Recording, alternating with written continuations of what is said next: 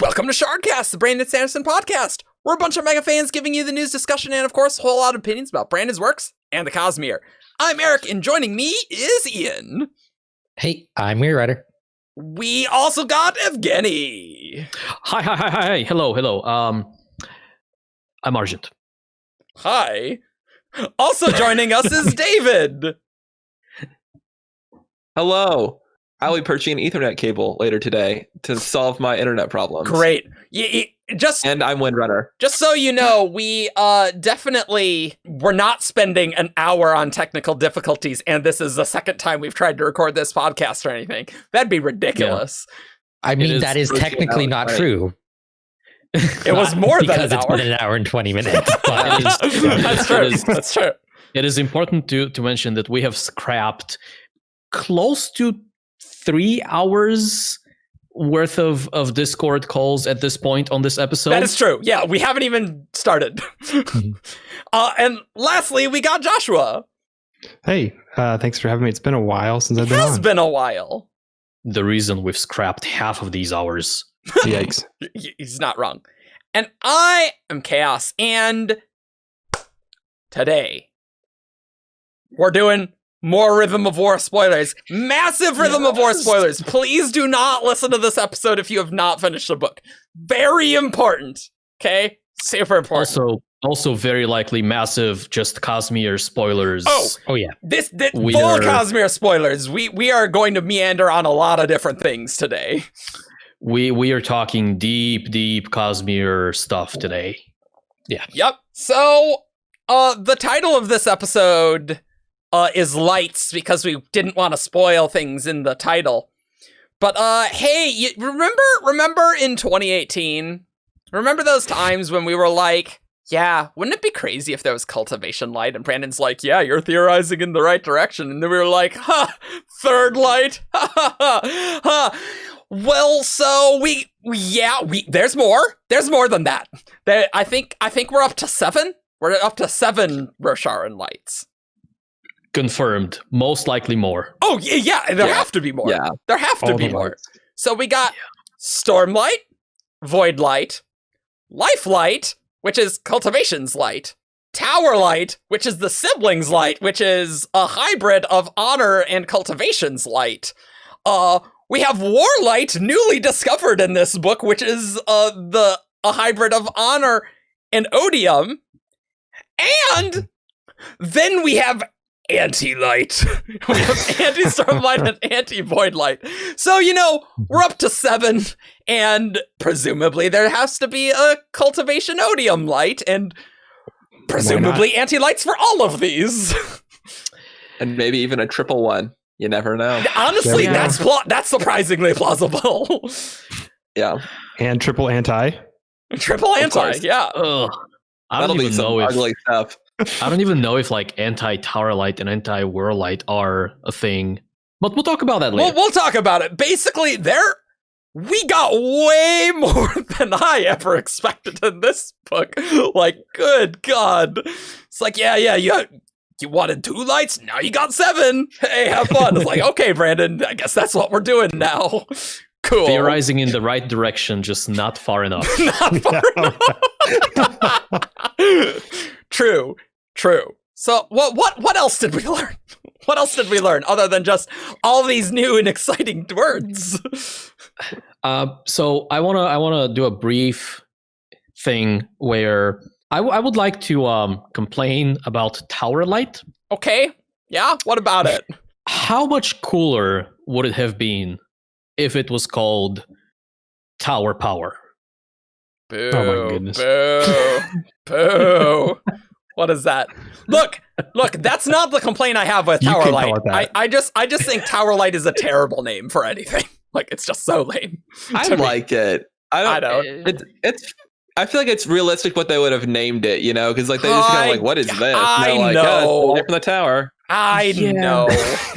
I don't like it. They didn't even know that it was the hybrid light, so they couldn't even come up with a cool name. It was still a theory. Like, that's my boring explanation. I don't know. Sibling light sounds cooler than Tower Light to me. I don't know. I don't know. I don't know. Anyway, yeah. So that brief aside. Great. Aside. Yes. we did learn some things about how lights work in general. Yeah, we learned a lot. Some of these things are things we kind of knew but didn't know the exact answers to, and some of these things are brand new that we never knew about, right? Yep. So obviously we've known that you can put light, that is investiture, in gems, and this now extends to hybrid lights and anti-lights. Yep. You can do that. And what is interesting, to me at least, is that different lights have different kind of lifespans. They have different leak rates when you are putting them in gems. For example, and this is a subject we are going to address later, but Gavilar's infamous black spheres. This is the episode we're talking about this. 100%. We now know that the one he gave to Eshonai contained void light, and the one that he gave to Zeth contained anti-void light. What the hell? So it's not even a new thing. We've known about anti-void light since book 1. Yeah. Since like the prologue of book 1. What we thought it was. Yeah. We'll talk about it. Just like how Gavilar's like, oh yes, Kelsier. Ah yes, Kelsier's too late at killing me. It's like, yes, this prologue's a little different now. Yeah. But yeah, so void light tends to leak much slower than Stormlight. And we don't know about anti-void light because Zeth's black sphere was also a perfect gem or a nearly perfect gem. Yeah, right. So it's difficult to say how much of the fact that this one lasted for like 6 years was because of the gem or because of the light. But it's a thing to consider. Yeah. We've also known since the Way of Kings that you can transfer investiture, you can transfer lights between gems. We've heard of Fabrials that can drain a gem from its Stormlight, so you can have just kind of this soft ambient glow in jewelry and stuff like that. We now learn that you can accomplish this in at least one of two ways. The Arnest method, which is also used in Fabrial science, involves taking a small gem and just a small charged gem and a bunch of bigger empty gems, and then in a process similar to osmosis or to what happens with gases and pressure differential, the light from the small gem just kind of is pulled into the bigger ones. Or light, apparently, and this is brand new from this book, also responds to sound. That's a big deal. Mm-hmm. That is a big deal, and it deserves its own section in the episode, but the brief version is that each light has a specific tone that it kind of responds to or matches. So, for example, for Stormlight, it is Honor's tone.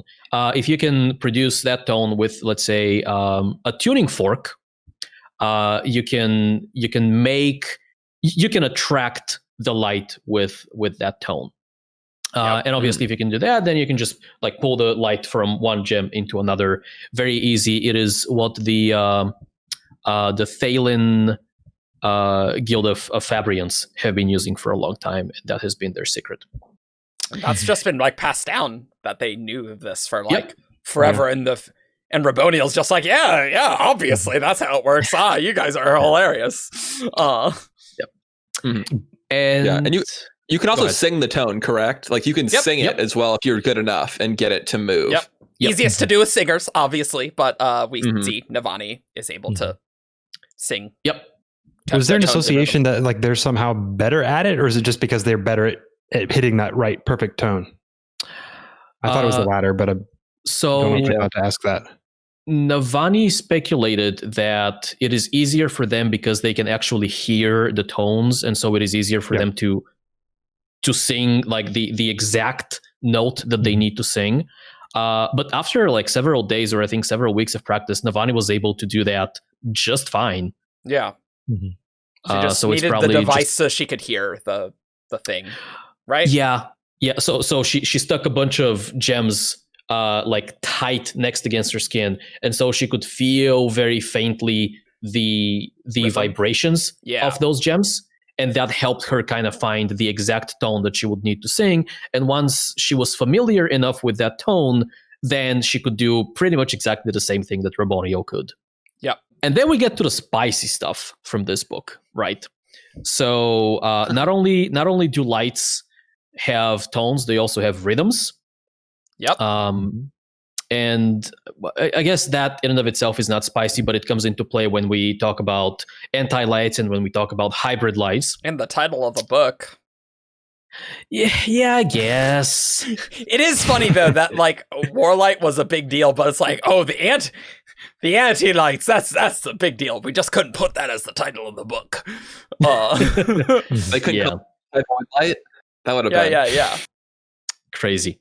Yep. And finally, but not surprisingly, light can be transferred through metal, specifically through rasium, which is now the canonical name of Odium's, I guess, the previous vessel of Odium's. God metal. Spoilers! Like, we already said that, but, just saying. Wonder if they'll change the name of it. It's still Odium's God metal. Like, it is. Yeah, it is. Yeah, because it's so rare. Brandon cheeky comments. Yeah. Brandon's been, like, weird about God metal so before, where he's like, well, you can't get any more Atium because Ati is gone. And you're I hate that. Yeah, I don't trust that necessarily, but... Well, we don't need to trust any WOBs anymore. Oh, gosh, yeah. Nothing is real. The point that like harmony is like both of them together though, so I can imagine an argument that like the shards are too combined that he can't make one. We will discuss this when we discuss hybrid lights. Okay. Yep. And so this concludes, I was going to say, the brief section on fundamentals, but as longtime listeners of the podcast know, I don't do brief. Yeah. Oh, by the way, you have written the light article on the Coppermind, so that's why you're going to be talking a bunch, Evgeni. Yes, it's almost like you've done a lot of research or something. I am so excited about this episode. You guys don't know. I don't do wiki articles, but I was like, I want to do this. This is my jam. Like, and I was speaking with someone a while back, and I was telling them that I don't really do like character discussions very much, and I don't do much theory crafting these days, certainly not the way that I did back in like Words of Radiance days, but like when we get to the core mechanics of the Cosmere, yes, it's like, core mechanics. I am the equivalent of a theoretical physicist in the Cosmere. I'm a theoretical arcanist. Yep.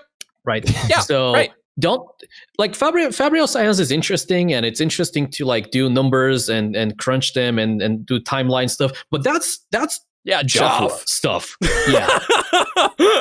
For me, give me like an armchair and a pipe and a glass of good scotch, and let me ponder the deep mysteries of intent, connection, identity, and investiture.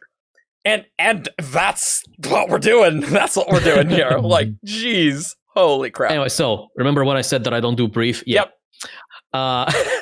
So circling back to the Lights of Roshar, the pure tones of Roshar are super important when it comes to both kind of the basic lights, Stormlight, Voidlight, Lifelight, and the more advanced ones, such as Tower Light, Warlight, and the anti-lights. Yep. And the way this plays into all of that is there is a twofold relationship between each light and its parent, quote unquote parent, shard or shards. So to use the basic ones, because I think this is best understood with examples, Stormlight is associated with honor, obviously. And the shard of honor has a pure tone associated with him, and also has a rhythm that is described as stately throughout the book. And so the way these two interact is the light. So Stormlight is obviously honors investiture, right? So it's not shocking that the properties of the shard are the properties of the light, because they are literally one and the same. Right. And so both the shard and the light have this tone that is a specific note, right? That kind of fluctuates a little bit, and I don't understand enough about music to explain how that works, but it fluctuates enough in a rhythm. But the tone remains the same, right? And it's the stately rhythm. Yeah, it varies in like intensity, not in frequency. That sounds reasonable, yeah. Yeah, it's like if you ever like hear Morse code, like the tone is always the same, but it's like the intermittent short and long dashes. That's kind of how I pictured it or imagined it. I can go with that. It's somebody playing a single note on their instrument, but they're not just holding the note. They're sure repeating it to some kind of rhythm, some kind of But this, so by using this tone, as I mentioned earlier, you can attract the light, you can move it around. By applying intent, you can create an opposite tone. Capital I. Many capital I intents in this book. So by applying intent, you can create the opposite tone, which sounds exactly the same. The frequency is the same, the sound is the same, the mathematical description of the tone is the same. But because you're intending to create the opposite tone, you do that. And the same way the regular tone of honor can attract Stormlight, the opposite one can repel it. And the same relationship applies to Odium's stone and Voidlight, and presumably cultivations and Lifelight, right? And with the waveforms there, I think Navani was talking about like destructive interference with like sound and stuff, and it's like you have a sine wave, but you just like flip it over, like it's just the reverse, and like peaks where there are troughs where there are peaks. Right. Yep. Look, don't make me go into dot cam mode in math teaching mode. I will do it. I'm actually set up to do that. But like that was one of the things Navani discovered, right? Where it's like, yeah, well, even that sound, they apparently sound exactly the same in that like sound theory. So that's kind of what that's inspired by in the real world. Depending on who you are. Certain sounds do not sound the same to certain people. Yeah. So it is perhaps important to mention that the opposite to Honor's tone sounds kind of unpleasant to Navani. Yeah. And similarly, Odium's opposite tone sounds just horrid and wretched to the fused. And well, even Relaine, right? Relaine didn't like the like. He didn't like holding the sphere of anti-void light. Yeah. So Yeah. And so this relationship is much intensified when we go to the anti-lights. Yeah. So while Odium's opposite tone just kind of sounds like an ugly sound to a fused, kind of feeling and hearing the tone of anti-void light is the same thing but amplified. Like it is actually painful to them to feel that and hear that. This might just be like a big shrug kind of a question, but what do you guys think about the relationship between like the actual physical sounds involved versus like the, I don't know, there's more of like a cognitive sense that these tones exist in, right? Ooh. Well, even a spiritual sense for these the rhythms, I guess, right? One thought that I had was that so I think the main reason these tones sound weird and like painful to the fused is because of the way they are interfering or interacting with Odium's investiture in them, right? Yeah. And so there has to be something there that is just spiritual because that's what investiture is. Right. Yeah. And it's like, and it has an effect on Moash as well. True, and it does. As far as we know, he is using Stormlight. But it blocks Odium connection. Yeah. Remind me how that worked out exactly. My recollection is that Navani was at the pillar trying to fix it at the end, and so she tried to sing the anti-void light tone to drive away the void light. And then the sibling was like, that didn't work, but it seems to be hurting that guy, and that slowed Moash down because he lost his ability to be totally emotionless and was having like an emotional crisis. So it's like like almost affecting the connection with Odium, right? Because I'd say so. Yeah, that's super interesting. Yeah, this is new book, new stuff that we're figuring out. It's like, ooh, like our theories are not even formed yet. No, right? they're really not. So this is brand new. Affecting the connection is really interesting because it reminds me of the way that Navani was able to create anti-void light. She put some void light in a vacuum tube, which, because it was vacuum, the way she thought of it, she was imagining that by removing the ability of like sound or any kind of medium to reach the void light, she would be able to kind of block out or zero out Odium's tone, yeah. And so she would be left with some void light that is not vibrating to any tone. And then while that was happening, and while that void light was being absorbed into a different empty gem, she was making that gem vibrate with Odium's opposite tone. And so once it got absorbed and she got the new gem contained anti-void light. So there's, I guess it doesn't match completely, like because she was just the anti-tone or the opposite tone was not enough to like push Odium's connection away. She also had to place the void light in vacuum. Yeah, it is really interesting how there's like a connection with the physical versus this, because like the rhythms and stuff I had always imagined being more of like a spiritual thing, but they are also a physical thing. Like I guess so the rhythms kind of affect all three realms, I guess, right? Like they kind of have to. I mean, because Brandon has compared to, or I guess people have asked him if they compare to the what's the right word? The tones that you hear with when you're using bronze allomancy, when you're using bronze. Yeah, right. The pulses. Yeah, those which I've always understood to be more of a cognitive spiritual thing. Yeah, but maybe you could actually hear them if you just like I would think knew you the can, right. Yeah. Like you just would have to do some very specific things, maybe. I don't know.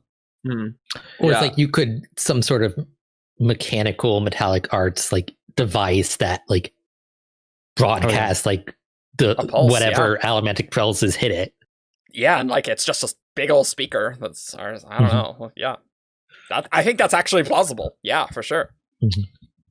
I think that the behavior of the void light in the vacuum was just interesting on its own too, because like what does that mean that it can't hear Odium's tone in a vacuum? Like why does it have to travel through air? And what does that mean for like space age Roshar when they're just, That's a good point. hit by a ship and they're streaming void light out the side of the ship or something? Like it's just interesting to me that it behaves so differently in a vacuum. The way I've imagined that particular bit is that the pure tones of Roshar just kind of permeate, well, not only the pure tones, the rhythms as well, just permeate, I guess, all three realms, but specifically the physical one and obviously the spiritual one, so that you can't naturally hear them, but the singers can. Like a singer can always choose to attune to a specific rhythm. Think of it as, or at least I think of it as, back in the Well of Ascension, when the well was gathering power, Vin was able to like hear these almost allomantic pulses, and she could hear them anywhere.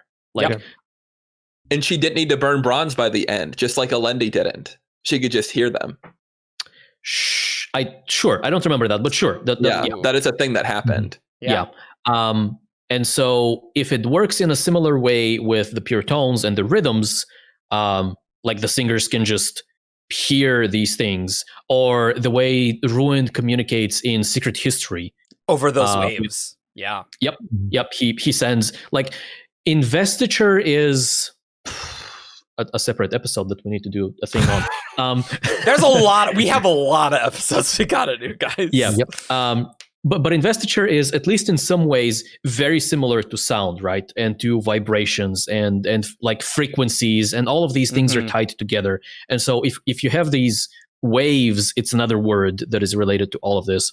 Then if Odium is trapped somewhere in the Rosharan system, then he's like constantly sending out these pulses of Odiumness, of his pure tone, that people and species who can attune to these things, who can hear these things, can actually feel. And so presumably if a singer can hear that, then it's a thing of an actual hearing, right? You're not, yes, there's got to be a cognitive and a spiritual component to it, but the sound, even if it's a frequency that humans can't hear, something can, is still sound, right? And so it is still vibrating some medium, it is still vibrating the air, and therefore the void light can still, quote unquote, hear that until it is placed in vacuum. So I just looked up what I mentioned about Vin being able to eventually hear the rhythms without burning bronze. And here's the quote from Well of Ascension. She's talking about the mist spirit that she sees around her periodically, and she says, "And I hear those rhythms in my head, majestic, powerful thumpings like allomantic pulses. Only I don't need bronze anymore to hear them." Oh, so, that's very explicit. There you go. Yeah. So someone at some other point has been able to be potentially sufficiently connected to this or whatever we're looking at to be able to hear these just audibly. Yeah, there's probably some connection mumbo jumbo with that because of the weird stuff happening with both Finn and Nalendi, right? And being chosen to be the new vessel. Yeah. I don't know if they're physically hearing them through conventional physical realm means. Like I don't know if this is like either. I think like they are like that is how their body is interpreting something cognitive or that something. Information, because like it's the only context it has for that sort of thing. But it's not like there are physical sound waves hitting their eardrums. I would still hesitate just because of the weirdness with the void light and the vacuum. Yeah, the void light and the vacuum is it's just weird. So weird to me. And there's a part of me that wants to say like it's a perception thing where Devani needs to think that it's disconnected, but I don't like that. Yeah, there's not really a... The weird mumbo jumbo is that you have to intend to like make the anti-void light, right? Like that's the weird, but it is really weird that the vacuum matters. And I was just thinking, like, presumably these rhythms in the planet, I guess that's just an inherent property of a shard investing in a planet. Or a system. That's kind of what I'm thinking, that like ish. I guess I would say, that every shard has its own tone, and then it eventually can become part of the planet in the same way that Odium's tone has become one of the pure tones of Roshar. Yeah. So it's not... That's like the same thing as a shard investing, I would say. Yeah. Right. Like those mean the same thing. We've just been referring to it as, shard invests there. But the interesting thing, if the vacuum matters, is wouldn't Odium's tone be on Braze? Right? Like there's some shenanigans with like the system, and I'm like, how does the vacuum piece in? But like, does that matter? Like how much? Why does the investiture being in the vacuum tube matter? Because in the spiritual realm, they're all in the same place. So why does it matter? It's just interesting that it does. And if it was intent, you'd think that one of her other experiments where she was trying explicitly to cut the void light off from Odium's tone would have functioned, when she was trying to cool it down, or she was trying to do something else with it. If it was just trying to cut it off from the tone, that would work. But it's got to be the vacuum. Yeah. Admittedly, the main reason I think there's a physical component to these things, and right now the way I think of it is as sound waves that are just above or below the ability of humans to hear. Yeah. And presumably the singers have an expanded range where they can actually hear those tones or like make themselves hear them. Yeah. But admittedly, like the void light experiment at the vacuum tube is the main, if not the only reason I think there's a physical component to all of this. Yeah, I mean, like clearly the vacuum mattered, right? Yeah. I mean, you can argue maybe that it's a cognitive or spiritual thing that you hear, but it is transmitted through physical medium, right? You know what's maybe weird is like, because investiture is usually in the spiritual. But like when you have it in a gem, it's clearly in the physical realm, right? Like, so yes. I don't know where I'm going with that line of thought, but like clearly the investiture is in the physical realm, and so you can do physical realmy stuff that maybe would not be possible in other realms. I don't know. I guess you could do the same thing in the cognitive, because you can do that just fine. But let me throw this in, because I feel like it matters, and I could be wrong on this because it sort of feels wrong, and a lot of people might disagree with it, but I feel like the anti-lights can't be entirely like anti that shard's investiture. When we create anti void light, right? We're taking some of Odium's investiture. It doesn't make sense to me that you're taking that you're sort of making it negative, and then all of a sudden you have like this like negative investiture that cancels out the shard's own investiture that you created it with. Does that make sense? Like it doesn't. I see what you're saying. I feel like the anti void light is still odium's investiture.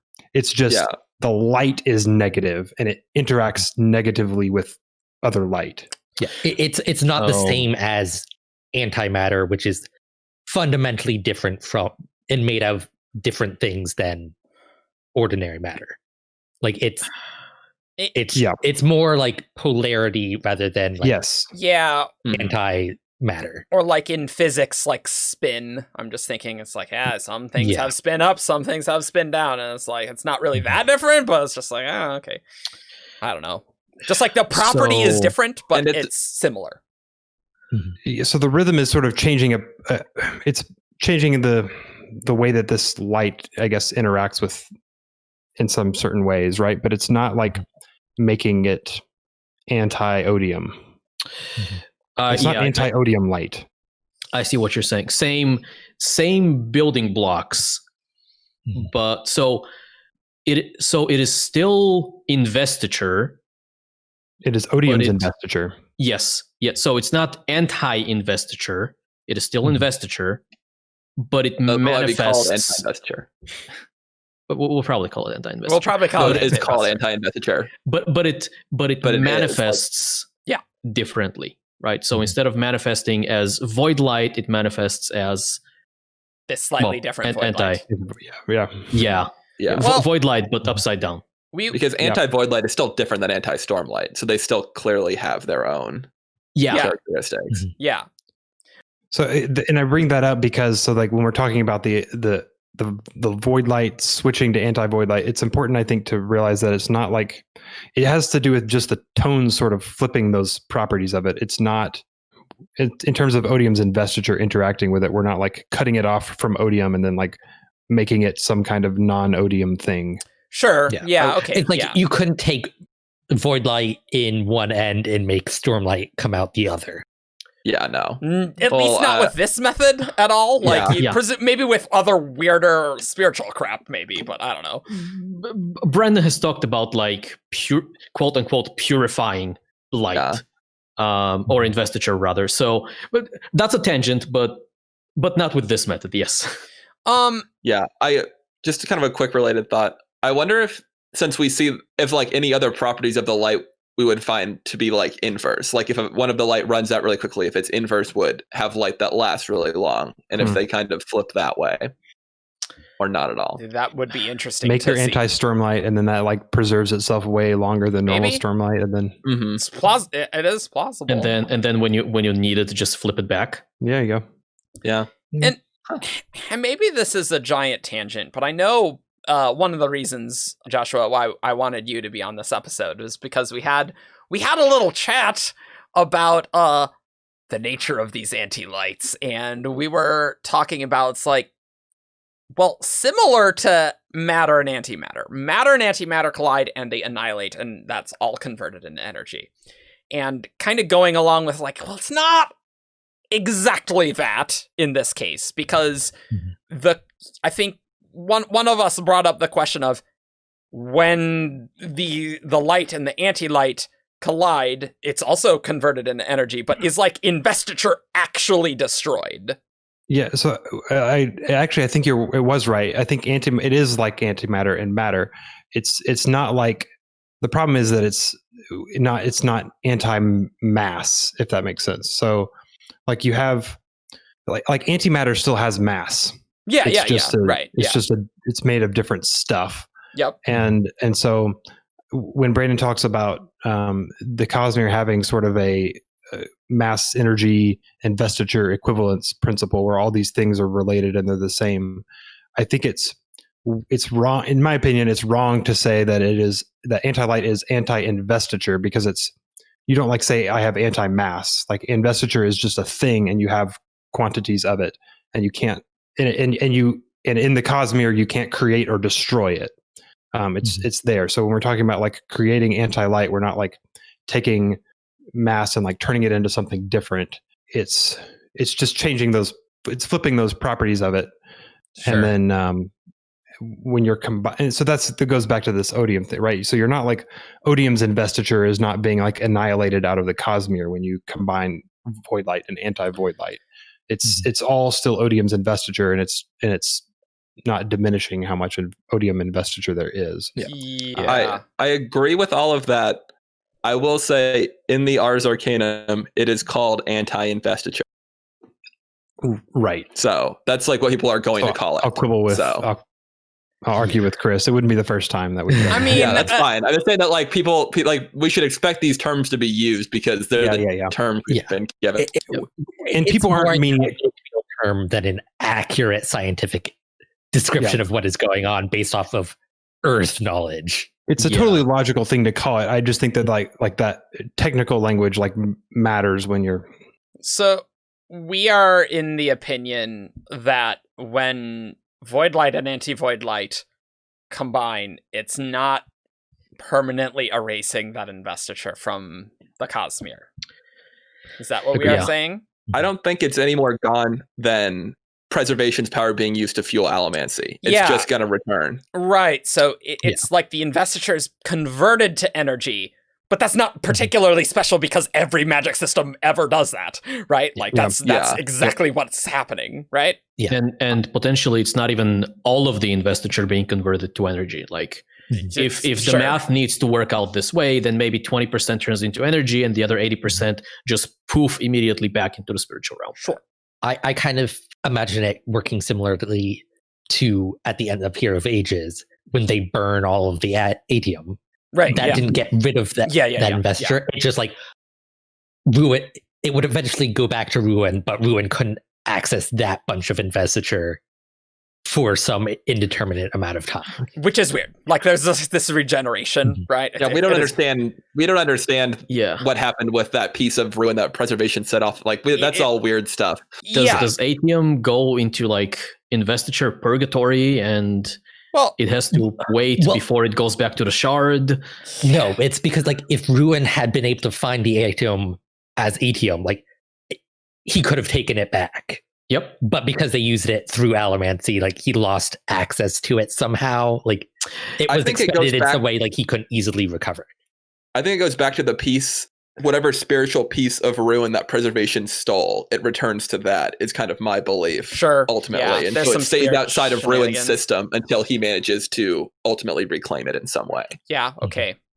I just wanted to bring that up because because it's called anti-investiture, right? We want to say annihilated, right? But it's not investiture isn't being created or destroyed. It's just being converted to energy for a time, and it's not like we haven't seen. Hey, you used the Well of Ascension, it'll be back. It's not like you expended it for a bit, but it's going to come back. But it's also like Nightblood is not decreasing the amount of investiture in the Cosmere, we think. I guess it's just pretty sure absorbing that's it. Yes. That's where we left it, I thought. Let's not go into Nightblood because that's a can of worms. We'll do another Nightblood episode. Sure, why not? Sure. Well, he didn't do anything in this book. Huh? He was just there. He didn't do anything this book. He didn't do anything. Yeah, that's right. He didn't do anything in this book. It's really funny reading the words of Brandon where it's like, whoa, would Nightblood be dangerous to a shard? And Brandon's just like, I can only imagine what Brandon's brain is just like, I want to say so many things, but I know that this is such a massive spoiler that even Brandon, who loves blabbing about things, that I can definitely not mention what's going to happen. So that was a big tangent, which is not surprising because we're so excited to talk about these crazy new concepts. Kind of veering it a little bit back to tones. I wanted to bring up something that from Warbreaker, actually, that they have the Iridescent Tones, and like I think there's a line about the tones and the hues. It's right? The hues and the harmonics. The hues and the harmonics. So sure, let's add color into the mix. Sure, because it's like the lights have color. We should maybe mention a very interesting thing about light that Navani like actually uses a prism on it, and she could actually split tower light into its component lights. Yeah, so which is very interesting.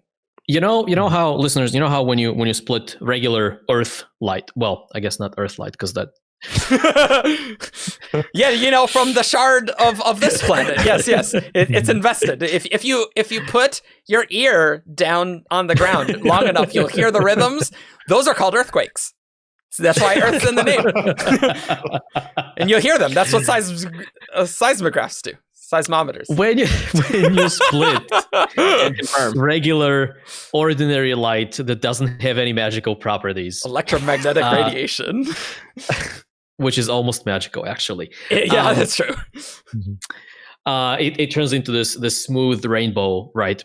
And so you can do the same thing in the Cosmere with the Lights of Roshar and presumably other forms of investiture. And what happens there is when you take a basic light, such as Stormlight, Voidlight, Lifelight, it still splits into a rainbow, but mind you, this is not possible in the physical world in any way, shape, or form. It's really not. Yeah. This is 100% rule of cool. Yeah. It's just like, it's magic, deal with it. Yep. So a color specific to each light gets a band in the rainbow that is larger than the others. So when you split Stormlight through a prism, you get a bigger blue band. When you do the same thing with Lifelight, you get a big green band. Interestingly, when you do the same thing with Voidlight, you get a massive purple band. So it's the increase in size in the purple with Voidlight is larger than like honor and cultivation. That makes sense though why they look white though, because Odium's is dominating it. Yeah. But they are mostly a regular spectrum with a slightly larger region of one color or the other. Makes sense. Okay. All right, cool. I was like, I'll trust that. Yeah. Look, this is the quality analysis you get on this show. It's like, yep. That's a good point. That's a really good point. Because Navani isn't sure if Gavilar has Lifelight. It's like, was this really an emerald or was it actually a Lifelight sphere? I don't know. Yeah, the gem color makes it way more complicated too. Oh god, seriously. And she also notes that Stormlight and Lifelight look almost the same unless like she knows what she's looking for, right? That's very cool, David.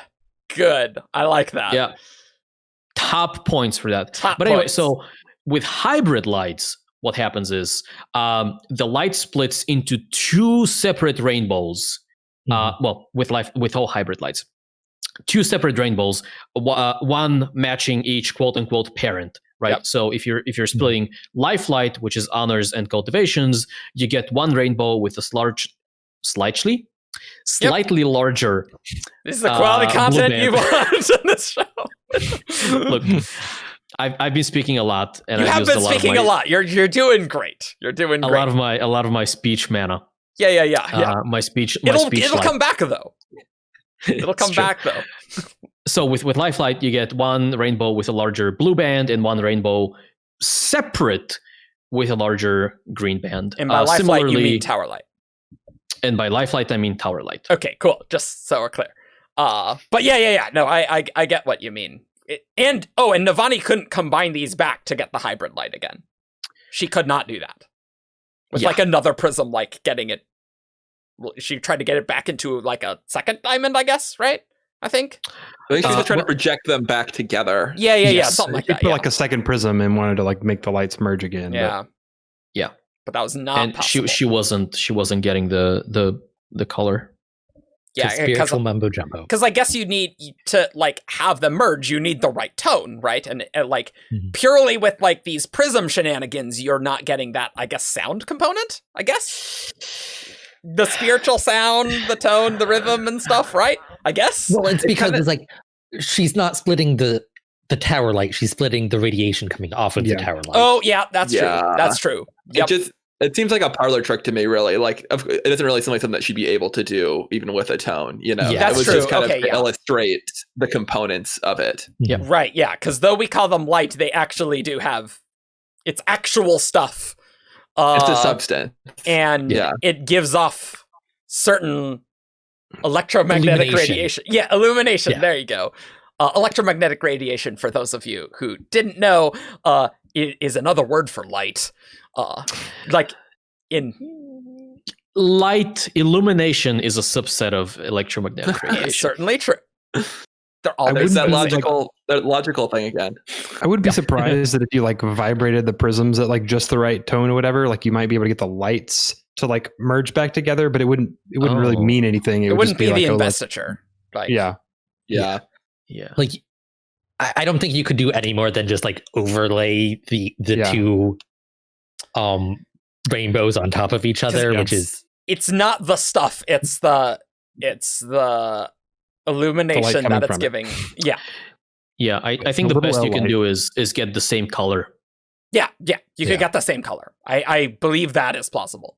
I was really happy with the sciencing that Navani was doing. It's like, that is cool. Because Navani is the best. What? You like Navani, Ian? No way. I do want to, because you brought up the hues and the harmonics. Yep. I do want to bring up the fact that several times throughout the book. So a lot of the times when characters, Navani mostly, but also Raboniel to an extent, talk about the tones and the rhythms, like just a shard's tone is not enough to get much of an effect other than like react with that shard's investiture a little bit, attract or repel. Just the rhythm is not enough. Like I don't think the rhythm does anything on its own. But when combined, the two are referred to as the song of the shard several times. Right. And while this is not a capital S song, the combination, like there's an emphasis on creating a harmony, lowercase h, out of. We have to specify that. It's just amusing that we do, right? And so when we talk about harmonies, lowercase h, intent, capital I. Oh God. When Harmony flips to Discord, all of his investitures are going to become anti. That's surprisingly plausible. If there's like some intent shenanigans on a big scale, who knows? I don't know. Anyway, so the word song and the word harmony, especially in this context, is important because it has to do with the combination of a shard's tone and rhythm, and that's kind of like it conveys the shard's stuffness. Yep, that's the technical term. Only the technical terms. Spiritual integrity. There you go. Easy. Spiritual integrity. What is the context of the hues and the harmonics? I'm looking it up right now. Tone religion. So in the prologue, like Vasher's just like talking, like, in order to awaken, the man would need three things: breath, color, and a command. The harmonics and the hues, some called it, the iridescent tones, the relationship between color and sound, and then a command had to be spoken clearly and firmly in the Awakener's native language, which is interesting now, what we know about, connection and stuff with native language. Oh yeah, and it's only mentioned once, and mentioned in the Ars Arcanum, but not as the harmonics and the hues. But like, it's just interesting. The iridescent tones, it's like, there's so much tone stuff that we didn't even know. Just and like rhythm stuff, right? With like the Well of Ascension and stuff. Yeah, kind of knew that. But I guess we mentioned this off record, I think, but we kind of all agreed that the tone that the Well of Ascension is kind of emitting is essentially preservation's, the pure tone of preservation, if you want to call it that way. Presumably, like that makes sense. It makes me when Brandon says that Warbreaker is a kind of sort of a prequel to Stormlight in some ways. I wonder if he had this in mind. Like, aside from the whole like Nightblood Vasher stuff, I wonder if there was any of this magic stuff he had in mind, or if it's stuff that he's kind of developed as he's been going. It would not surprise me. Yeah, I don't want to attribute too much to like foresight on Brandon's account, like 20 years ahead of whatever. Yeah. Well, and not even that doesn't necessarily imply that he had it all worked out, but if he was thinking like, there's going to be this stuff with like tones and it's going to like the sound matters. Sound is going to matter. Exactly. The rhythm's going to matter. Color is going to matter. And we've seen that, obviously be relevant. We know that color is important in the Cosmere. Or like light weaving. Light weaving is light and sound. Yeah. Yeah, it's true. It's true. It is. they are tied together in the Cosmere. And they're associated with each other. Yeah, various waveforms. It's the same surge. Huh. Yeah. Wow. Wasn't there a thing in Warbreaker about like the iridescent wave? I think that was like the resurrection thing, wasn't it? Yeah, with the resurrection thing, like the returned sea across the iridescent wave, and that's kind of the barrier to the future, the way they think of it. Laramar shrugged. Returned have goals, objectives which are their own. You knew yours before you decided to come back, but the process of leaping across the iridescent wave leaves the memory fragmented. Ooh, this would have been good on our returned episode. But I totally didn't remember this at the time. Stay long enough and you'll remember what you came to accomplish. The petitions, they're a way of helping you to remember. And then later in the same chapter, this is chapter 12. Someday, once you feel you've accomplished your task, you can use the petitions to find someone who deserves your breath. Then you can continue your journey across the iridescent wave. Part of me that wonders if that's what Shadesmar and Nalthis That's exactly what I was just thinking. Yeah, for sure. God, imagine. Spans of the Vibrance, not confirmed, but like, come on. Imagine. So a while back, somebody on Discord was first discovering the Scadrian Sebastral, the way the cognitive realm looks in Scadrial, and we were talking about how cool would it be to like speculate on how the other Sebastrals look. And I was saying that it would be really cool if the Nalthian one looks like, and this is not going to be shock to any of you who knew that I played the hell out of Hades for a long time, like essentially almost like an animated version of Heaven or Olympus with like actual colorful, like magical, like air currents, and the buildings are super colorful, and like the ambience also is, and things like that. But now I wonder if it's like almost like a vibrant ocean of color. Yeah. Mm-hmm. You know what Iridescent Wave reminds me of is kind of how a High Storm looks in Shadesmar. A little bit, Sebastral? Yeah. Like, because it like did have that colory effect in the sky, right? Yep. It kind of makes the sky shimmer a little bit, I think. Man, I want to go to all Sebastrals. I think that's what iridescent means, but iridescent is like that shimmer, but yeah.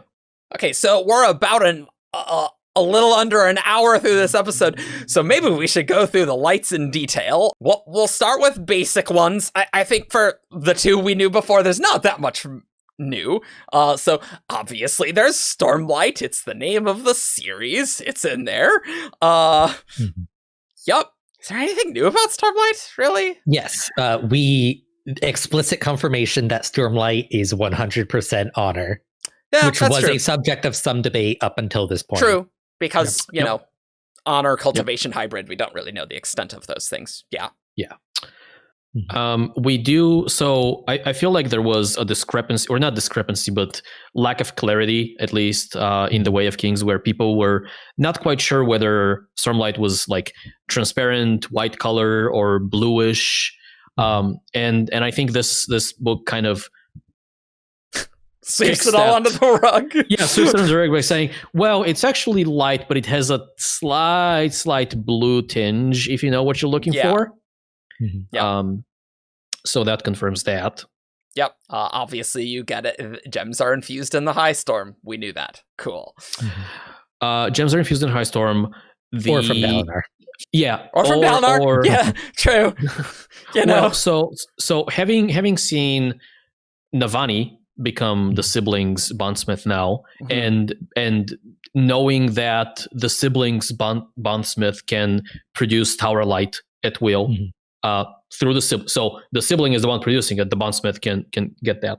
Yeah, I feel like producing the light associated with their spren is just a bondsmith ability. So yes, previous bondsmiths bonded to the Stormfather would also probably be able to just, you know, touch a Windrunner and infuse them with Stormlight.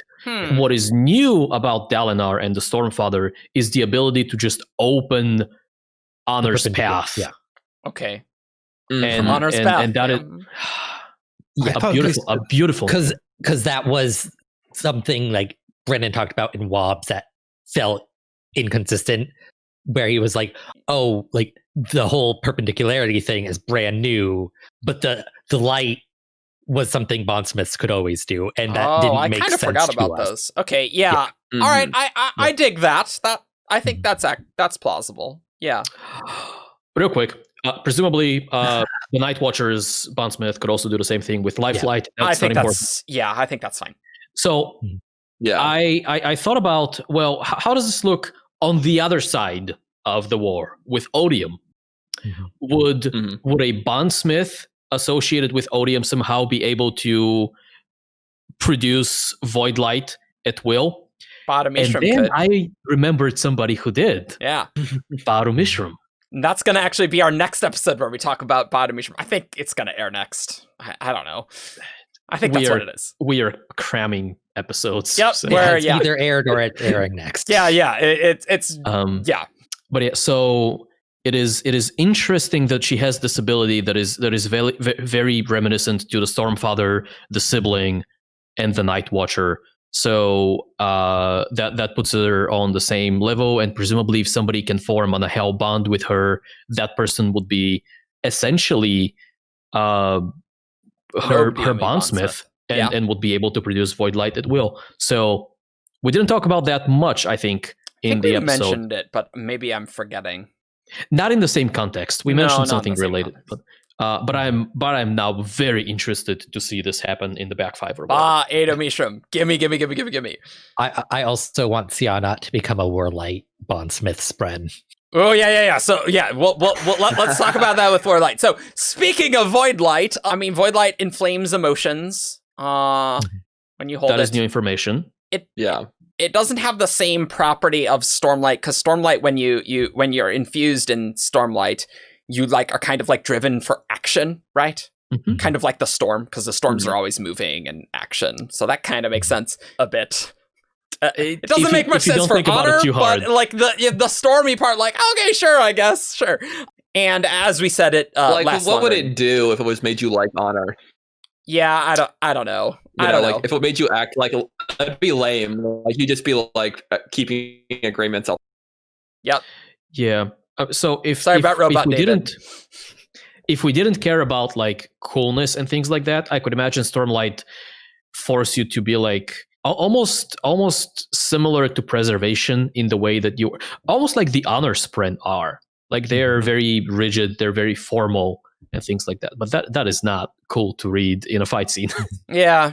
Well, I mean, I think it just has to do with the storm, right? Because it's called Stormlight. But Void Light, as we said, lasts longer in gems than Stormlight does. You don't, if you put regular gems in the Everstorm, it does not infuse the gems with Void Light. That's what we knew in Oathbringer, because Kaladin was surprised that would be true, because he was worried that something would happen in the opposite storm. Yeah. But it did not. But Venli can get more of it by singing the Song of Prayer. Does she need to be in an Everstorm to do that? That is subject to debate. That is unclear. It's unclear. We hear about the Song of Prayer only once, and it is during the assault on Eurythero when they're kind of going up the tunnels. Sure. Right. And there's an Everstorm happening at the same time. Right, okay. My expectation is that it does not require an Everstorm to be present, because they would have had to use the Song of Prayer before the Everstorm existed. Yep. That makes sense. That's a good point. That's a good point. Yeah. And we still don't really know how Fuse get Void Light and the specifics of that. So does that mean that Void Light could literally be like a less power source, because at any point you could sing the Song of Prayer and get some power? Like that seems like it'd be much more useful than Stormlight if we really think you don't need the Everstorm for it. But it also brings like Odium's attention to you. And it is also possible. So yes, I do think that is the case. Mm-hmm. But I think the Song of Prayer might also be a thing that distracts. Like think of it like meditation, I guess, right? Yeah. So it might not be a thing that you can do in the middle of combat. Yeah, that was the impression I got. It's like same. That is just really. I was thinking more like just like long-term powering like society. You know what I mean? Like if they're going to use Stormlight or Voidlight, and you can get Voidlight for free without a storm. Yeah, the Ghostbloods might be interested in it. Yeah, they seems more valuable. Yeah, and especially because it lasts longer in a gemstone, right? Yeah, that's a good point. It's a good point. But I don't know that you like. Well, I don't know if anybody can just do it though, right? Like you have to be connected to Odium in a certain way to be able to do that. So that's it's like, true. How realistic? And to your extent, like Odium has to be okay with it, because like I think like if you tried to like say like if Navani tried to sing the Song of Prayer, Odium would not give her Voidlight. I mean, I kind of disagree, honestly. Like, I think if you're sufficiently connected, they would not be able to stop you from using that power any more than Preservation could stop someone from using Allomancy. True. That is valid.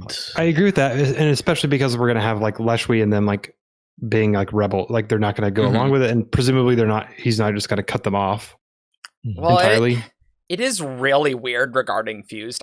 We still don't really know the Fused and Voidlight. Like, it's unclear, is what I'm saying, with the Fused and how they get their Voidlight and how much they get and like how that all works. Leshwi viewpoints, please. That'd be great. Please tell us. That'd be so awesome. Much. But I mean, other than that, like that Voidlight, we need that. Lifelight, third basic light. Whoa. Lift big is revelation than we thought, which I did not think was possible. Lift metabolizes food into Lifelight, not Stormlight.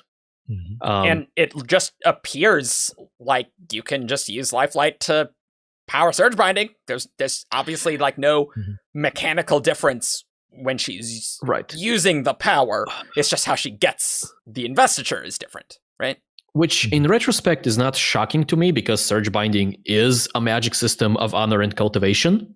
It's just her that's using it, though, right? So, like, I don't know. Like, there could be something in her spirit that enables her to use that. I don't know that if, she were to fill a sphere with Lifelight, if then like Kaladin can go pick that up and breathe it in. I would be skeptical. Okay, that is true. That's I think that's a valid point. Mm-hmm. Fair. Okay. Yeah. Yeah. It's like as long as like you have a connection to Lifelight, like you can use Lifelight, like how Renarin and Venli can use either Stormlight or Voidlight to power their Surge Binding. Yeah, that's true. Well, sure. And the Fuse use Surge Binding. It's not Void Binding. We do know that in this book. We'll do an episode on that at some point. But like it's very clear the sibling calls them enemy Surge Binders, and like pretty sure the sibling knows what's up there. It's like the magic system does not care where the power is coming from. It's just what you can provide. Like, as long as you can provide it, it's gonna work. Being able to acquire that power and being able to feed that power to the magic is what counts. Yeah, that is very interesting with Venli and stuff. You're totally right. Lifelight exists in the valley. We don't really know much. I just want to know where you get the Lifelight from. Like, I'm just interested in the fact that Raboniel knew what Lifelight was and had seen it in the past, and I want to know in what context she knew about it, if it was some of the ancient Dawn singers used with their weird cohesion powers, or if it was more readily available at some point and now it is not. Yeah, and Mraize knows what it is and like mentions it to Raboniel, and it seemed like Raboniel had a Lifelight sphere, Navani used it, and Raboniel was like, we kind of can't get another one of those. Like, it does seem pretty difficult to get. Didn't she? That's what I thought, but that's a good point. Why would she be able to get one and not more? Yeah, because she wasn't able to get more for some reason. Yeah, Navani thought it was from Lift. That was her theory when it was presented to her. Which I thought it was implied that to be Lift. Yeah. But either way, it does seem rare.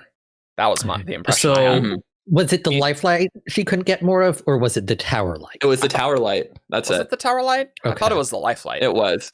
Okay. I think she could get more Lifelight. Okay. Oh no, you're right. It was Starlight. Yeah, Okay. because what happens is they seal the heart of the sibling. Right.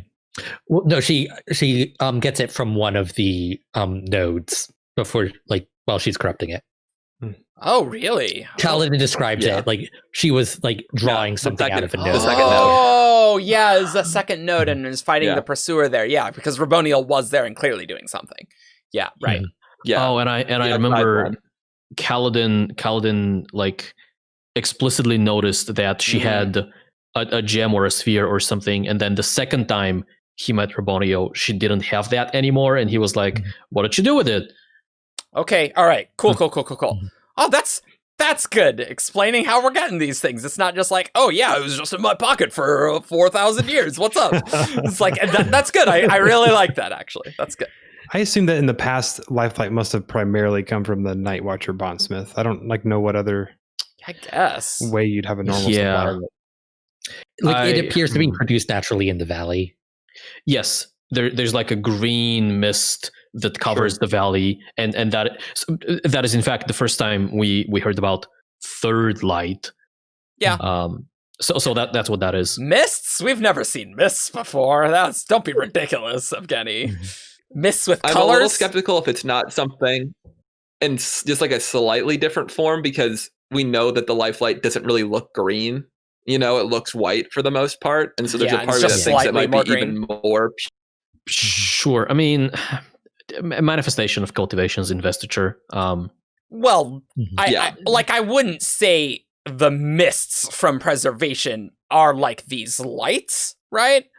But like it's the same power, but different form. I agree with that, right? But clearly, because Brandon at one point was asked if the mists were the same as Stormlight, and he said mists were more similar to the high storm. Oh, so they carry. So they probably carry. I'm imagining that if you took a gemstone into the valley and like stuck it in some mist and you pull it out with cultivation light. Yeah. Oh, I'd buy that. I guess the trick is getting into the valley without cultivation. Yeah, good luck with that. If the same kind of natural absorption process happens with Lifelight as it does with Stormlight, right? Because obviously it doesn't happen with Voidlight, right? That is true. That's a good point. I guess Everstorm is quite the same thing. I mean, sure. But I guess the mists are not mist light, but they carry mist light, because you can obviously use the mists to power allomancy in the same way that you can use preservation's investiture to power allomancy. Yeah.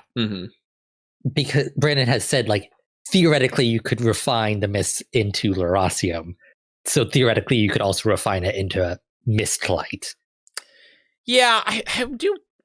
I don't mean to get off track while we're going through all these lights, but there's just so much. But I almost wonder if there's like something about Roshar that's like allowing the magics to like be in gemstones, that like the interaction between the shards and the planet is like focused, allowing like the natural magics. You breathe in stuff from a gemstone. It's like maybe it just wouldn't work that way with preservation's power on Scadrial. I don't know. I think theoretically you could get something in gemstones, but whether as a magic user you could actually like suck it in and like use allomancy, I think that's a different question, right? So the Weiry in Secret History had, I believe, a mechanical device with a glowing, I want to say topaz or maybe Heliodor. I believe it was a Heliodor. Because Heliodors are the gems you use in alerters. Yeah, and they were using that an device to keep track of shades. Yep. So they either got some kind of Rosharan light off-world, which we know to be very difficult. Well, or they could have just piped it from the door, right? Like they kind of had that. No. I take it back. We know that it's not very difficult because that's the entire MO of the Ghost Bloods, right? You can just stuck light in a gem and take the gem off world. But it could also be powered by the door. Well, that's what they want. Right. Yeah, I don't think that actually works. Like they need to figure out how to get it off world. Yeah, like Ray's just had an idea problem. how to do that. Like he was like, I really think Braze close. has just gotten the idea of how to do that. Was my impression. Was they were in the middle of this procedure, and they've recently discovered the method for moving Stormlight off the world. That's what it sounded like. Yeah, because that's what Galvilar was researching. Yes. Yeah. Well, and I think there's the point when Shallan is like, "Oh, you want me to figure out how to take Stormlight off the planet?" And he's like, "I already figured that out. I want you to do this other thing." That's what I recall. Okay. Sure. But there's lots of ways. So clearly, Fabrials. It is interesting. Maybe you could like use the mists, get some light in the gemstone, and literally just power Fabrials. Like that sounds very plausible. You might not be able to use it for like Allomancy in the metallic arts, but you could use it for something. Yeah. I don't know how much the power source of Fabrials matter necessarily. It mattered during the occupation of Urithiru. Well, it mattered what kind of also spren, right? You needed the corrupted spren and void light, or the non-corrupted spren and stormlight, right? Yes. So, like, other than that, they seem to function basically identically. You just needed the right spren. Yes. But, like, would you be, like, because a normal spren or an odium corrupted spren probably wouldn't work with... That's true. Mist light. Yeah, how the hell did the Elantrians build that device? Yeah.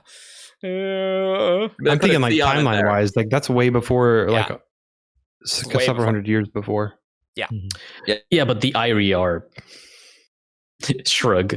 Yeah, but the modern Fabrials are a thing of like modern times, True. Right? Like like in the past they had. So is it a sibling approved Fabrial that they're using? Well, that's actually a very valid point, right? I actually don't know if it's a Roshar Fabrial at all. Like, I don't think it is. I think it's probably made with cell stuff. Yeah. Yeah. And it's like similar mechanics, but like you have to do some different prerequisites. But like you still like would need a Heliodor, and like presumably the metals would still matter. Like that stuff I think would be the same, but yeah, you have to translate that into whatever magic system you're using to build it. Yeah. Yeah, but like you obviously can't get spread. Anyway, sorry, let's go back to lights. We're way off track. Hybrid lights, tower light, siblings light, and the tower light powers Urithiru. Cool. Very cool. It is really cool. It is cool. I wanna address the creation of tower light, because some things we know because there are parallels with war light, and some things we are not quite sure about because it's not super clear what exactly happens there at the climax. So tower light, obviously the mix of honor and cultivation, but it's not. So it's a new metal. It's not an alloy, right? You are not just putting Stormlight and Lifelight in a box and getting tower light out of the other end. Yep. Right. And so this plays back into the tones and the rhythms that we talked extensively about. Yeah. And so Stormlight sounds like or vibrates to Honor's tone and to his rhythm, and Lifelight does the same thing with cultivation. And the way to get and so tower light, like it still needs to have a single tone and a single rhythm. You can't just add the two together. And so what happens is it has its own tone, I believe. I'm actually not sure I agree. I don't think so either. Well, it's like I think it's a harmony of two tones. It was a harmony, yeah. Two tones that are not quite identical. It's not Honor's tone and Cultivation's tone together because they talk about slightly shifting them. Yeah, until they like lock together. Same thing with until they find notes that are in harmony. The Song of Science, because Honor's tone and Cultivation's tone aren't quite in harmony. Because like the two rhythms, I think, merge into one, but the two tones still remain slightly separate. Yeah, let me check my notes again, because you might be right about that. There's a lot of stuff in this book, guys. Yeah. We'll figure it out. I just recall like when Evgeni is talking about creation of Warlight, she and Raboniel, like to hit that mark, they both have to shift the tone that they're on. Yeah. I think it's supposed to be like a compromise like thing too, like thematically. Like they're supposed to be shifting towards each other to find a middle ground to work together. Right. And I can see how like you would like kind of read over that and like think that like, oh, they're like starting here and they're like meeting somewhere in the middle on a certain tone. But I think the idea to me was that they're shifting a little bit until they hit a harmonic. Okay. So you are correct. Hybrid lights do in fact have two tones. So in Tower Light's case, honors and cultivations. And they are somehow different, the book says, than honor stone and cultivation stone, and they're different in a way that they change so that they develop a harmony with each other. And in addition to that, both tones adopt a rhythm, and this rhythm is also kind of a combination of the other two, but it's also a brand new rhythm. So, for example, in Tower Light's case, we have honors rhythm, which is kind of stately, and we have cultivation's rhythm, which is kind of ever growing. So yeah, like I imagine it's like dubstep. I don't know. I don't agree with that statement. Yes, the Song of Science, all about dubstep. Yes. No. And so the rhythm of the tower, which is the combination of these two, is somehow a combination of these. I don't know if we know how that sounds, but we know that in the case of Warlight, which is Honor's and Odium's hybrid light, Honor's stately rhythm kind of contains Odium's chaotic one. So I imagine something similar happens here. Yeah, there is a description. Oh, was there? Yeah, if you search Song of Science, like to find that exact passage, like it definitely describes like great. Like, let's do that. The things merging, because like that is one of my favorite passages in the book. Okay, so it turns out we do actually know what that sounds like, or at least we have a description. I don't know if you can turn that description into sound. Sound, air quotes. I mean, you're doing it with your vocal cords right now. Wow. You're changing chapter the 110. description into sound. Chapter 110. Yep.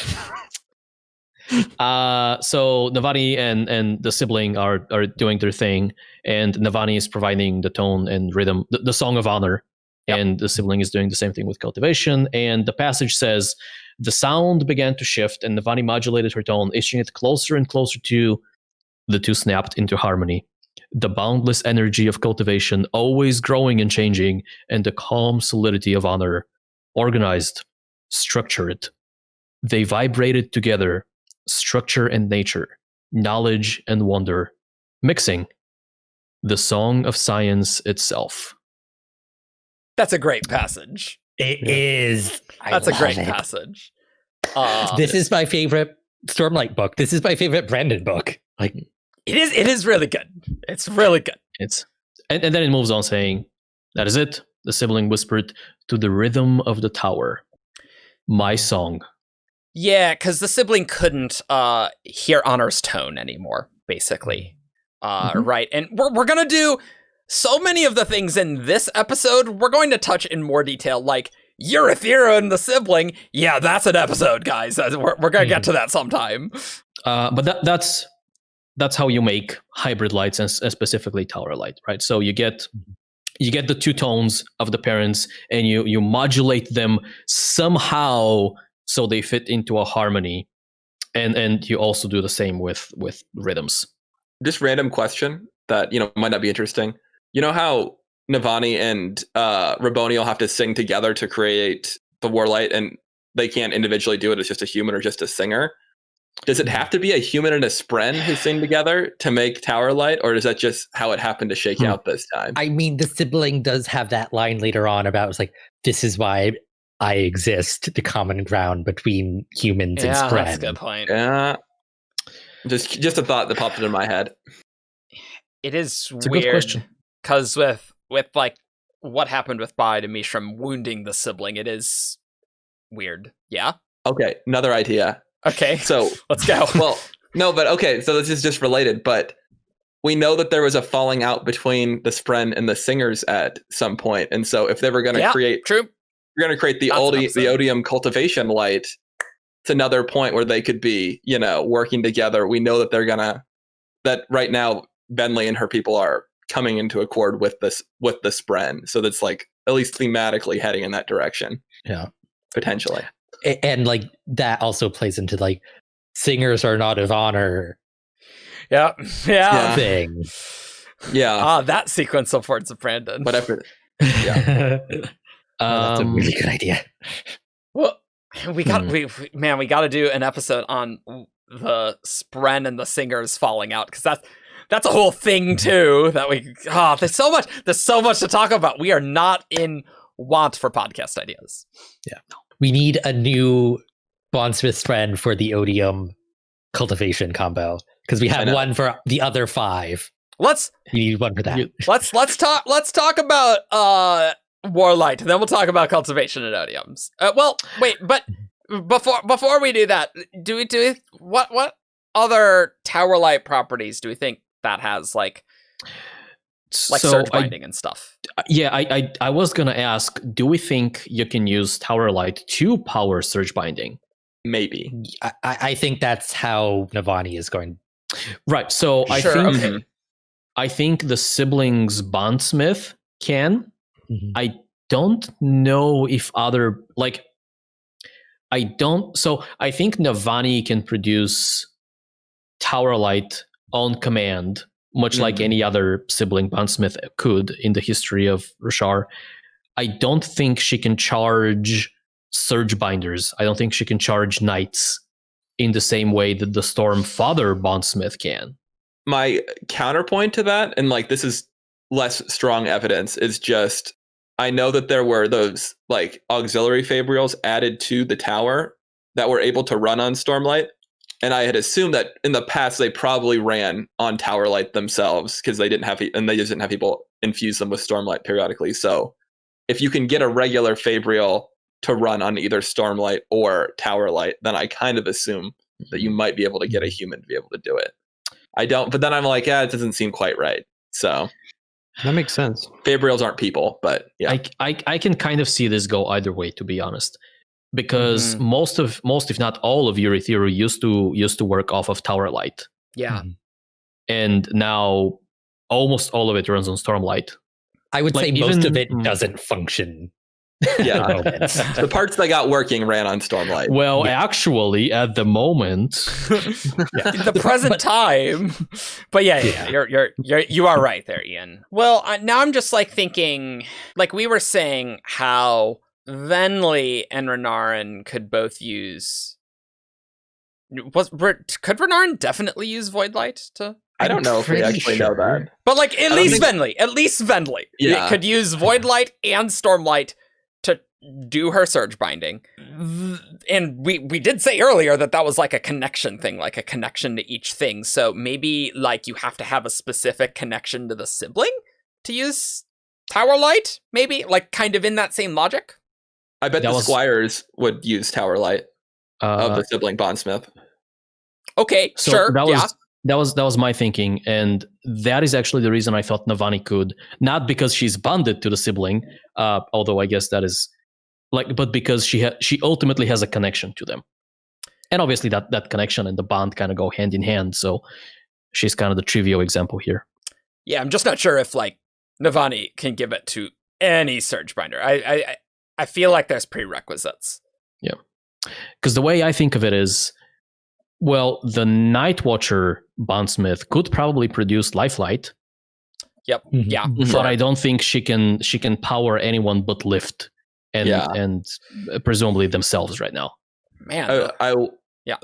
Slightly related piece of evidence, getting into Warlight a little bit, but we know that the singers or at least the fused, are somehow capable of holding Warlight, because we know that Raboniel mentioned there is some sort of effect to it in one of those annotations that, in the same way that void light causes you to inflame your motions, and she said it'd be of interest to L. So I assume at some point in the Rhythm of War, the epigraphs. Yeah, the epigraphs themselves. Yeah. And so I assume that if they manage to hold Warlight in some way, that probably you could get tower light being held by a human if you worked it out right. So I found the epigraph in question. It is chapter 59, and it says, so this is from the Rhythm of War, page 10. I don't know if we can deduce something by looking at pages around it, but it says, the point regarding the Rhythm of War's emotional influence will be of particular interest to L. Mm-hmm. And L's the dude at the end. The fused. That kills him. Who's interested in humans. Yes. And their relationship with Odium. Yeah. So I think it is really important to note that it is not, like, this doesn't address the emotional influence of Warlight. Yeah, just that it has some.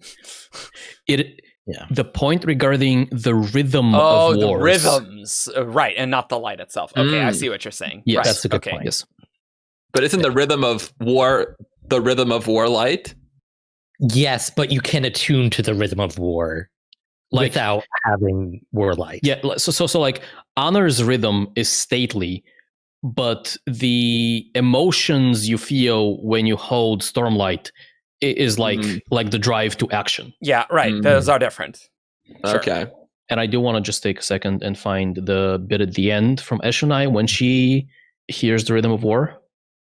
It is so interesting that they haven't before known the rhythm of war. Like, clearly Eshonai stumbled upon it early, but just like that Raboniel and the other singers haven't encountered it in any other context and didn't seem to be able to attune it until they knew that it was possible.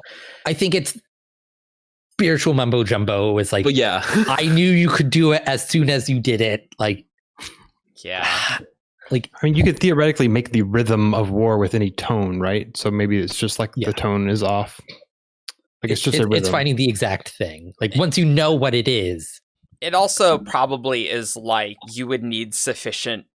I mean, you don't really need that, but like presumably, I'm imagining it would be easier for Eshonai because it's like she's a listener, but is now like has a bigger connection to Odium, and so like there's kind of a connection to both of those things. I feel like that kind of matters, whereas like most of the fused probably don't really have much connection to Honor at all, right? So maybe that just makes it harder to do, whereas it's actually easier for Eshonai to do it. I don't know. Yeah. I was just kind of curious if they've discovered rhythms. Like, did they discover the base emotional rhythms in the past at some point? Or have those always just been available? You know? Oh, sure. Right. Well, the Odium's new rhythms, like, they couldn't attune those without a connection to Odium. Oh, that's a good point. Yeah, that's a super valid point. Yeah, so that does simplify that a lot, right? Yeah. But also, it's like it was a subject of debate whether or not like a hybrid could exist. So it's like they wouldn't be able to blindly stumble upon it. Right. I guess, but they still kind of did. You know what I mean? Like they still had to stumble upon it by trying until eventually they stumbled upon it. Yeah. So So Evgeni, what's the line with Eshonai? Okay, so we are looking at the very last chapter, which is Eshonai's quote unquote. Well, I mean, it is a flashback, I guess. Yeah. And so she is down in the chasms. She's fighting for her life, and then she hears Odium's. She hears Honor's tone, and then she also hears Odium's tone, and then they snapped together. They melded into harmony, making a song of Honor and Odium both. A song for a singer who could fight, but also a soldier who wanted to lay down her sword. She found the stone as in the blackness, a small spren shaped like a shooting star appeared ahead of her. Eshonai strained, reaching, clawing. Her head came above the water, yada yada yada. She attuned to the rhythm of war, the rhythm of victories and losses, the rhythm of a life at its end. To its beats, she resummoned her blade and rammed it into a ground, holding it tightly as the water slowed further. Then we move on a little further down as Brandon describes how battered and broken she is. Yep. It's not great to be in a chasm in High Star. Not great. Oh, never mind. And then she also like attunes other rhythms like awe, confidence, mourning, etc., etc. The earlier epigraph had Raboniel tell us that this point regarding the rhythm of war's and oceanal influence will be of particular interest to L. Now, we don't know what that point is. That's true. Or at least I don't think we do. Mm-hmm. No, I don't think so. I think mostly Brandon wanted to just get an early L reference in there.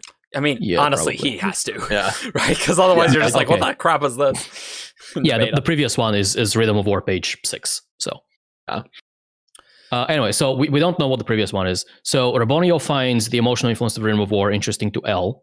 We don't know much about L, but we should talk about it. And then when Eshonai attunes the Rhythm of War, she describes it as rhythm of victories and losses.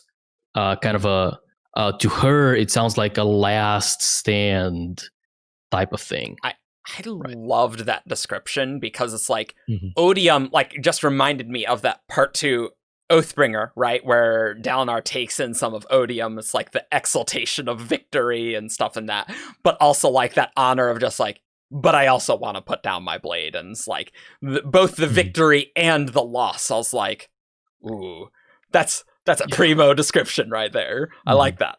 Yeah, so I feel like timbre was very important in Eshonai actually being able to do that, right? Because timbre and that surge binding seems relevant. Also, kind of links back to what we were talking about with, well, the Spren and the Singers haven't been like on good terms for a while, so for a very long time, in fact. So it probably was very difficult. Whereas with Eshonai, it's like, oh, this is a new thing that's happening, right? Yeah, and it's like she had a Void Spren in her gem heart and bonded to a Radiant Spren. Yeah, much like Venli. Yeah. Exactly like Venli, actually. Oh, yeah, even the same Spren. Yep. Well, at least one of them. Yeah, one of them. So what I wanted to try to touch on was that note about how the emotional influence would be of interest to L. Now, we obviously don't know much about L. No. We know that he's a singer. Yep. He appears to be kind of he's really interested in humans.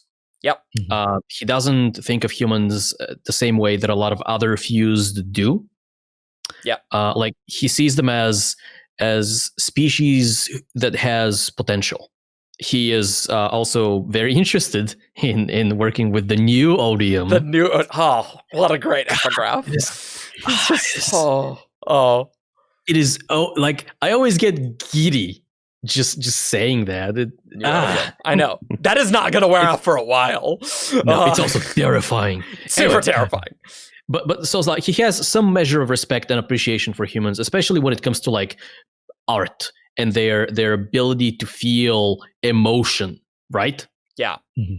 Because there's also like a series, I think, of epigraphs from the Musings of El. Yep. From the first of the final 10 days. Not ominous. My butt is clenched. Where I think, if I recall correctly, like he just goes on and like appreciates the ability of the humans to just feel passion and feel emotion and live in the moment. Yep. Or at least that's how I remember it. Is the rhythm of, so like every rhythm brings kind of an emotional mindset with it, right? And so does the Rhythm of War have an effect similar to the effect of holding Voidlight? Like, does it in some way enhance your emotions or inflame your emotions or give your emotions a new nuance that you wouldn't otherwise, or does it allow you to feel emotions that you wouldn't otherwise be able to? Like this is the line of reasoning I'm trying to push here. I don't think so. Like I think like it has an effect on your emotions like literally every other but it doesn't like make emotions different. Like it just like it shifts a singer's like mind to work in a certain way like any other rhythm. Like it's very hard to say. What that emotion is, I don't know. Yeah. But I don't think it fundamentally changes the emotional experience. It seems to me that it would be the emotion that Eshonai was kind of experiencing when she was dying, which would be kind of like sort of like a regretful like ending type thing. You know what I mean? Yeah. Both it's almost it's a little twofold, right? Which is appropriate. On one hand, it is the sense of victory at the end of one's life, like almost like you've lived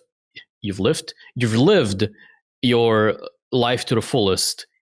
and now it's coming to an end, and there's joy in the sense of accomplishment from before, but there's also like sadness and regret that it's coming to an end, and vice versa, right?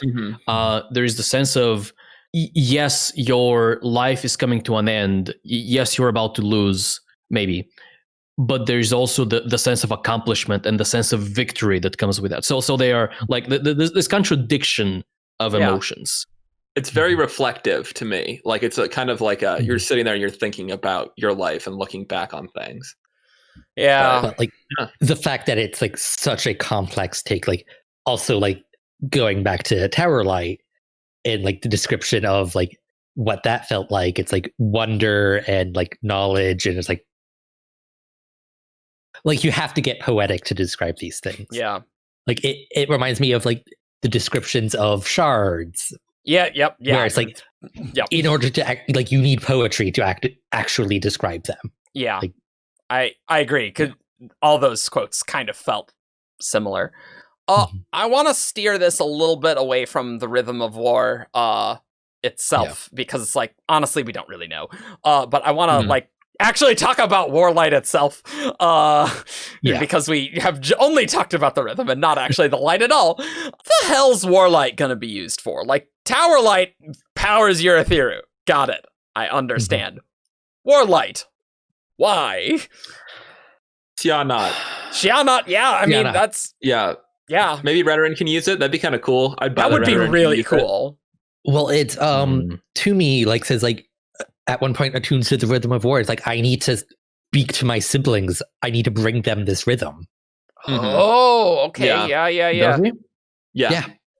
And it's a cool little scene. A bondsmith of Xianot could produce Warlight. I really like that idea. I think that's very solid. I know. I kind of, when Xianot says she wants to become a god, I feel like whatever that is what might potentially allow her to produce Warlight at some point. Like, I don't know what that means, but I'm curious. I'm definitely getting on board with the idea that Xianot is, or at least wants to be in some ways, a parallel to the sibling. Cousins. Yep. Yeah. In fact, she calls them a cousin. Yep. And Odium doesn't like it. And Xianot could very easily have been a spren that was honor-oriented, that at some point was remade with Odious Investiture and be a midpoint. I mean, I do think that's very solid, right? Because, like, the sibling is like, I will be like the unmade. Right? Yep. Yeah, because Rabonio was, in this case, unmaking. capital U, unmaking the sibling. Yep. Yeah. So I think that's really plausible. It's also plausible that, like, if Xianot bonded someone sufficiently connected with honor, that, like, they could do a very similar thing that, like, Navani and the sibling, did, where it's like, well, Xianot can't hear honor's tone, maybe. I see what you're saying. Her current state, right? But, like, maybe whoever she bonds could, and then they could together make Warlight, right? I mean, she's very good at adding foreign investiture to spread. She could figure out a way to stick some honor into her. That is a very unique ability for Xianot. Like performing surgery on yourself, though. Like, that's a little... Actually, it's like... So I don't even think it needs to be somebody who is particularly connected to honor. Like, Navani is not especially connected to honor. Okay, true. She was just capable of, like, learning how to produce honor stone in rhythm.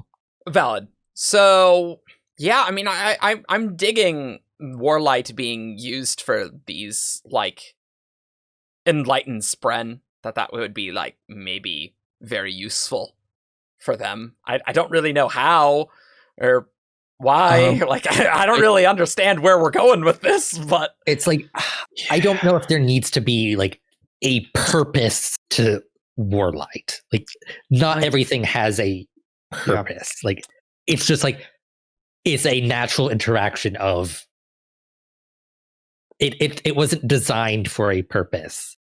True. Like, but even like Towerlight wasn't designed for a purpose. It's just like, that's what they're using it for.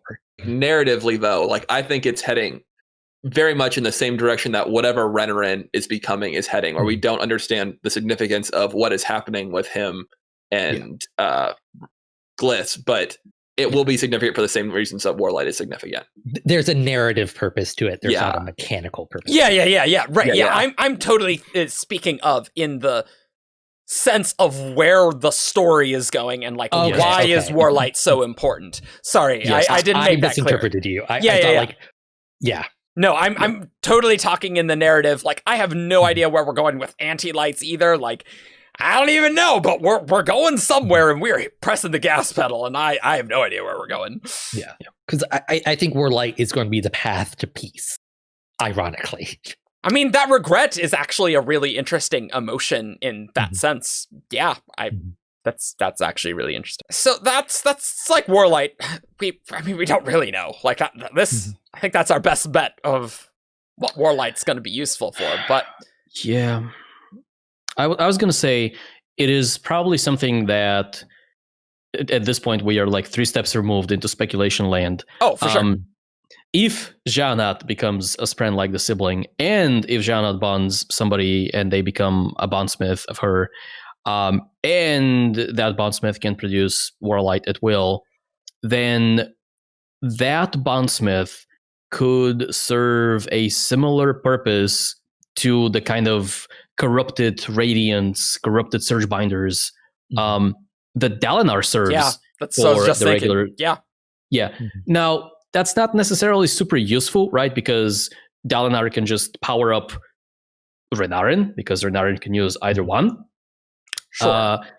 But maybe there's something there. Like, it's kind of lame, but now you have 2 bondsmiths who can supercharge your army and stuff like that. I mean, that would be very useful.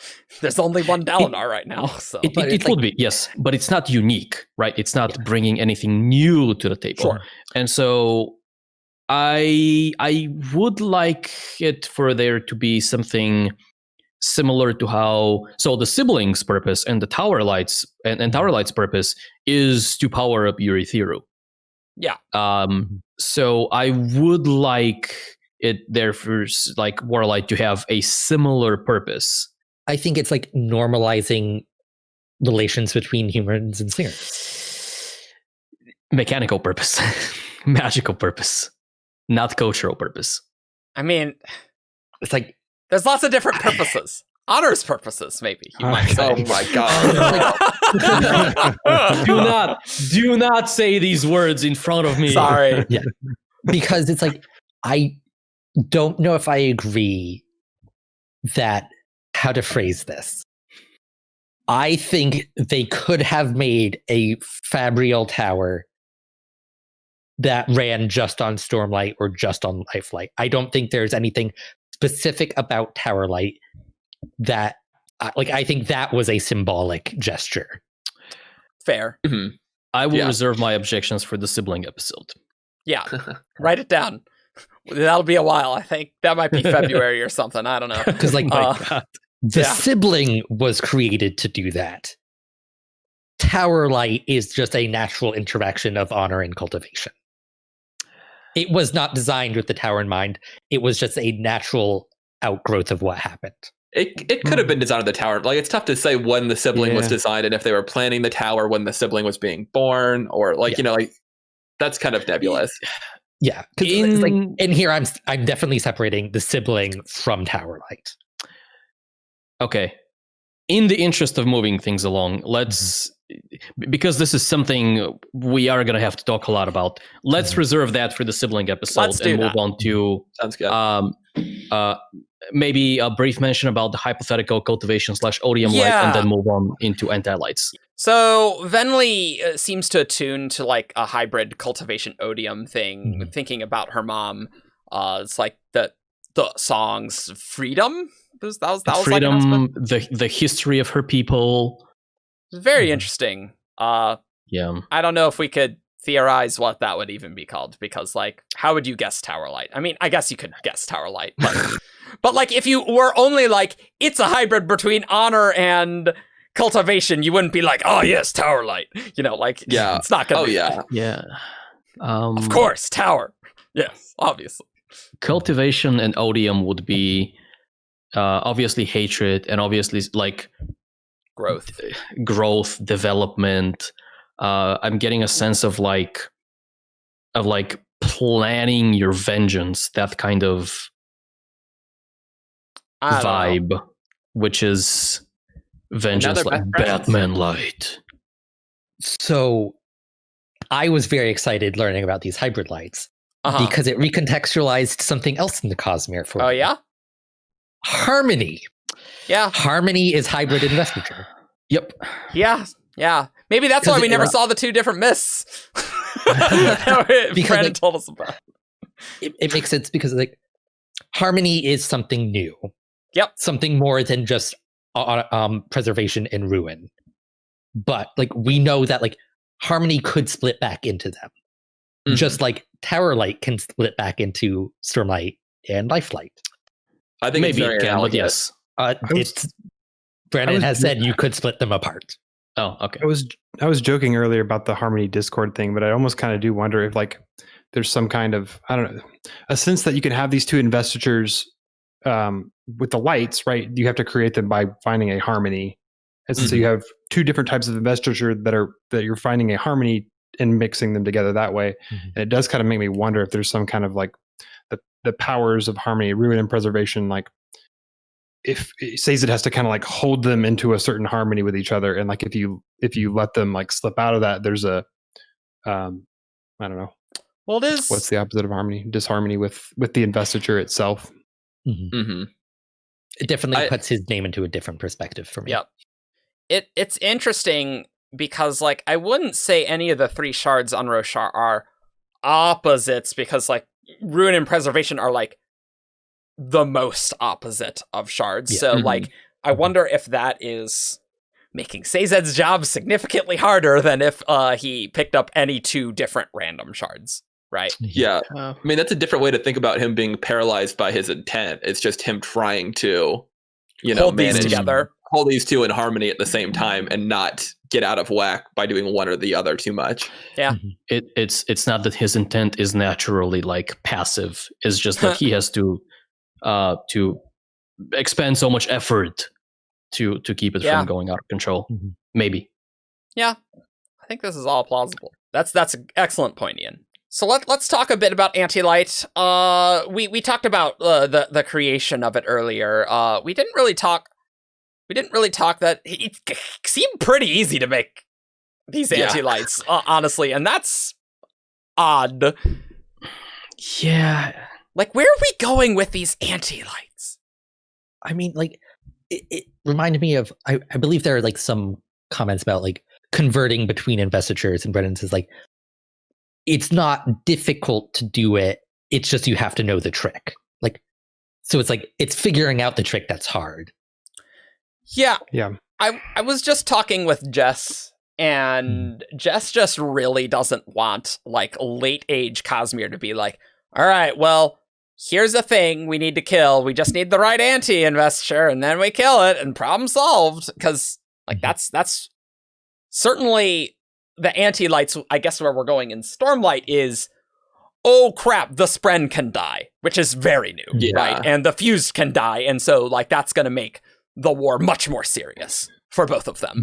I mean, it's easy enough to just make some kind of like anti-armor or whatever. Like Brandon, I mean, he's got like options of how to like not let the power get out of control. I mean, like, is it that different from regular investiture in that aluminum will probably still block it? So, if you're using a bunch of aluminum. That's a good question. That's a good question. Yeah. I bet it would. Yeah. I think it would. I would expect it would. Yeah, I would as well. Yeah. So I don't know. I in terms of like space age, I kind of wonder if it's like, or even not quite space age. I wonder if they're going to use it as a, like literally just as a power source, Yeah, that's the other anti-light and use it to power your flying machines or spaceships or whatever. Do you imagine that as like anti-light on its own, or just the fact that doing the whole annihilation thing? Yeah. Oh, sure, yeah, sure, valid. Nuclear fusion, but not nuclear. All right, yeah, we that could very well do some good proportion. Drive. Yeah, pretty much, honestly. Yeah. Maybe. And maybe more importantly with Anti-Light, where we're going is, how the hell, Gavilar, did you have a sphere of anti-void light? And also, while I think it's just useful to just bring up the word of Brandon, where Brandon's like, the black sphere is what the book implies it to be, and you'll know after Oathbringer. It's like, no. I mean, no. It was void light of a sort. Well, one of them was. Eshenize was what Oathbringer implies it to be, certainly. Yeah. But when we've talked about the black sphere for a decade, since 2010, God. And it's like, now we finally know. It's like, oh, Gavilar had anti-void light. How? What? Why? What? My only thing is I don't want him to have created it. I want someone to have given it to him, or like something else to have done it, because I don't want him to have beaten Navani to the punch, because that would just. That's a good point. That's a really important thematic point. Yeah. I'm with you there. But he probably could have brought a bunch of idiots together. Like Axendwith obviously didn't tell everything to Gavilar. Like Axendwith seemed to know a lot. And we're gonna do a Gavilar episode, but we're on the topic of anti-lights. We got to do a podcast on Gavilar and his spheres. Yeah, just my initial read of the new prologue was that we know that Gavilar was somehow getting void light from Braze, and so my just instinct is he probably somehow got anti-light from Braze, and I don't know where it would be there or why he would have been able to get it, but that seems to make sense to me. I don't think these anti-lights are naturally occurring. No. Well, the intent stuff probably, because it requires the intent. Okay, I'm down with that. I wonder two things. One of them is that how, like, obviously Gavilar was working with the Heralds. Yeah. How much about anti-lights did they know? Is a very interesting question to me. Like, it seems so incredible to me that Gavilar would be able to figure out anti-light without like without significant help from Nail and Kalak. Sorry, Restaris. Raboniel not knowing about it makes me even like kind of skeptical the Heralds would know. Yeah, exactly. Did Raboniel say that, like, they talked with Odium, and were they referring to antimatter or anti-light? Yes. They were talking about so shards were like, antimatter, like they alluded to that existence. And then Raboniel was like, what if we can do that with lights? Yeah. That was the logic, right? Okay. Yeah, I think so. I have no idea how he could get this. Though, like, spinning off of anti-lights require intent. Could a shard create their own anti-light? Or I think so. I think yes. I think so. So I'm skeptical. Like, I used to not think so, and earlier in the episode when Joff was talking about how anti-light is probably still investiture, only flipped on its head.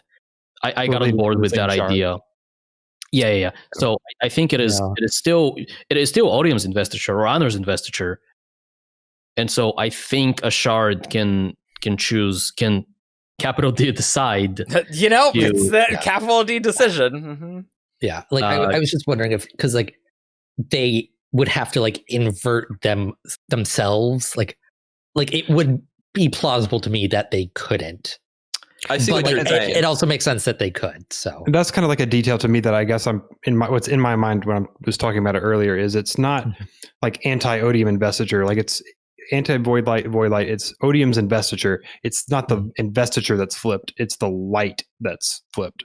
It's that certain the manifestation manifestation of it that is. Well, it's the rhythm and the tone that's flipped. Because my skepticism with them being able to create it is that the tones were described as the voices of the shards, and so if they use those voices to communicate with the light, then good point. They probably couldn't say something. That's their method. They communicate that way. So how could they say something? But I also think it's their power, so they could probably do whatever they want with it. Yeah. So It's an outstanding question that I don't think we can answer at the moment. And in terms of Gavilar, where did he get it from? I do wonder if it was involved with Exendweth and like other world hoppers, like being able to pass on knowledge, that they've figured out collectively that someone just stuck on Roshar with that limited knowledge would not know. Mm-hmm. And I'm almost wondering with the Shard, I don't think Race would have figured out how to do this. Like, I think, like, if Shards theoretically could figure out how to do this, I don't think Race is good enough with his stuff to actually manage it. Like, I could believe Taravangian could, because Taravangian was like, man, Race, what the hell are you doing, idiot? Like, that's kind of what it seemed like to me. So, like, that also kind of puts a damper on if Odium himself created that anti-void light that someone got and gave to Gavilar or something, right? Like, he just wasn't a scientist, you know what I mean? Like, if maybe an Artifabrian could have figured it out. And I know that his interests had changed, but he didn't seem like the sort of person that would be able to systematically develop this kind of process. I agree. Yeah. He was the vision guy and like convinced people that he could do crazy things, but it was like a force of will thing. Like, what he actually did that wasn't what other people told him to do is very unclear, right? I know. He did have like the Artifabrian that was invited to the feast, right? So like he had people working for him that maybe could have figured it out. Like, when you add in the stuff that the heralds knew and whatever, maybe they pulled enough information together and got a guy who knows what he's doing enough to kind of do that in secret. That to me that wouldn't diminish Navani's effort, because Navani figured it out with all of that without some of that input, and she also did it over the course of, I don't know, weeks instead of not long. Who knows how long Gavilar had? A month, yeah. My impression of what that Artifabrian was there doing, and I don't think this was directly confirmed at any point, was that box that he made had something to do with the proximity problem and moving the void light around. Sure. The box. Yeah, oh so my god. I did wanna read just a couple the box too. Yeah, I wanted to read a couple of sentences from the prologue because they're relevant. This is when Navani kind of starts overhearing the conversation between Gavilar and the heralds. Being able to bring them back and forth from Braze doesn't mean anything, one voice said. It's too close to be of relevant distance. It was impossible only a few short years ago, said a deep, powerful voice, Gavilar. This is proof. The connection is not severed, and the box allows for travel. Not yet as far as you'd like, but we must start the journey somewhere. Mm-hmm.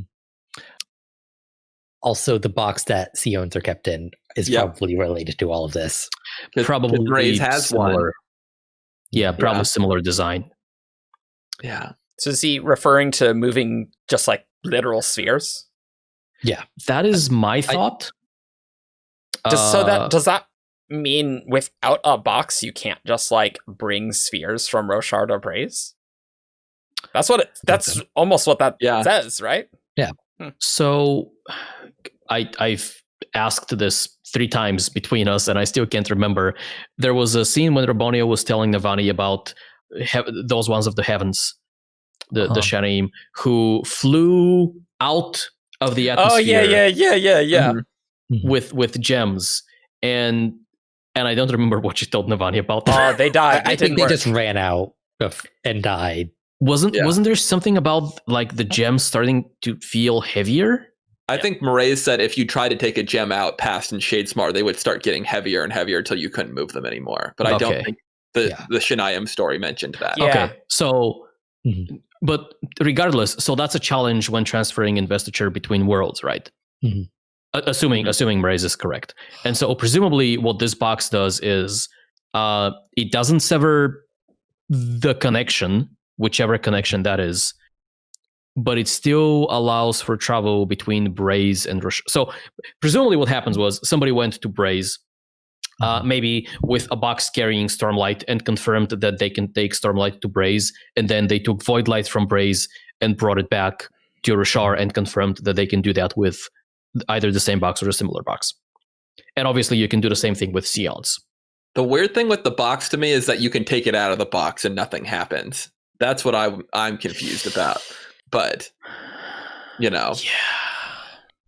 But now we're kind of talking about the connection problem, yeah, so that's not really right anymore. Yeah. So I think we've run our course on this particular topic.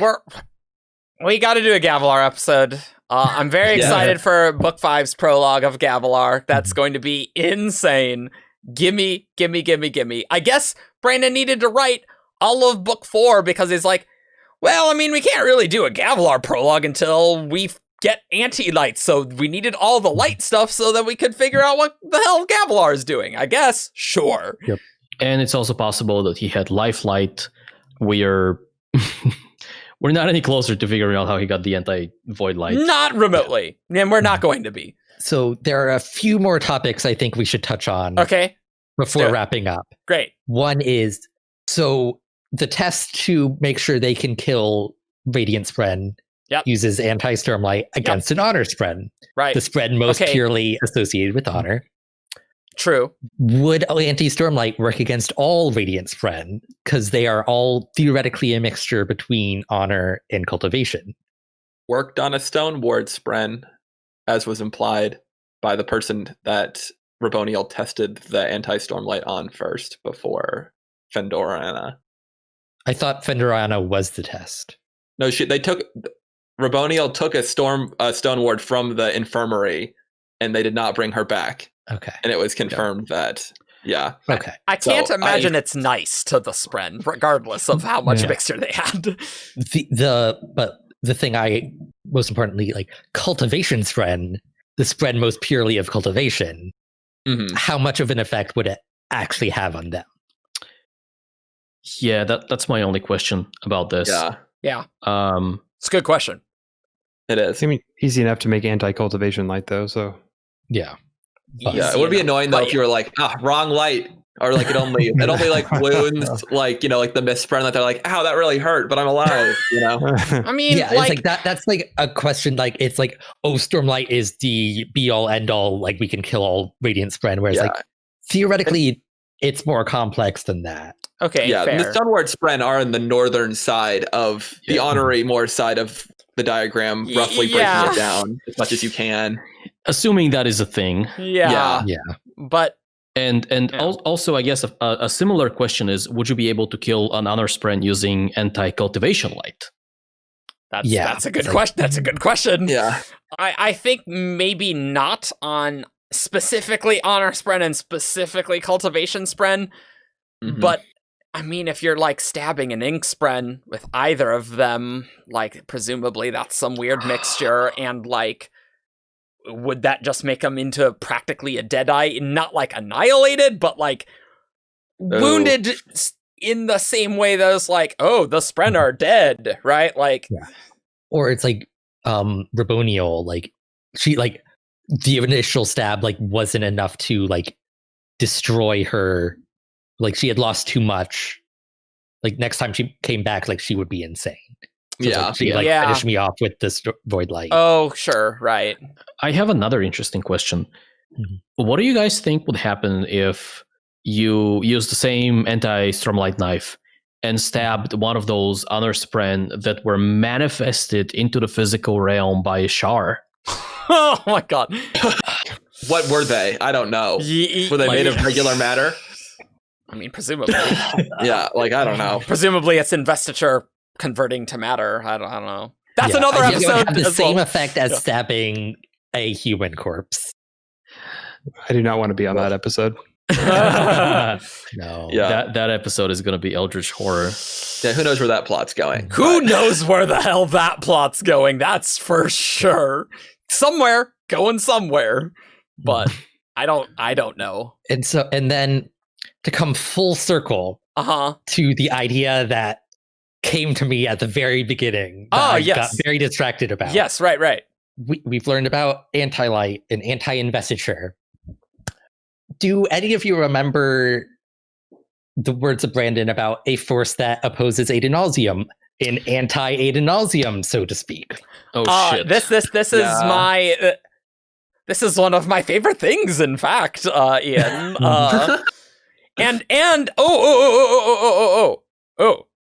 And intent shenanigans can very much be a part of this, right? With like intending to specifically kill Adenalcium. Like, that could very much matter. Yeah.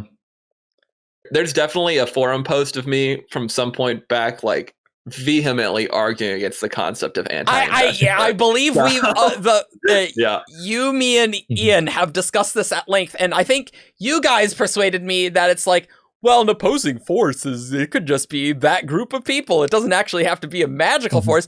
But you know what? Maybe it is.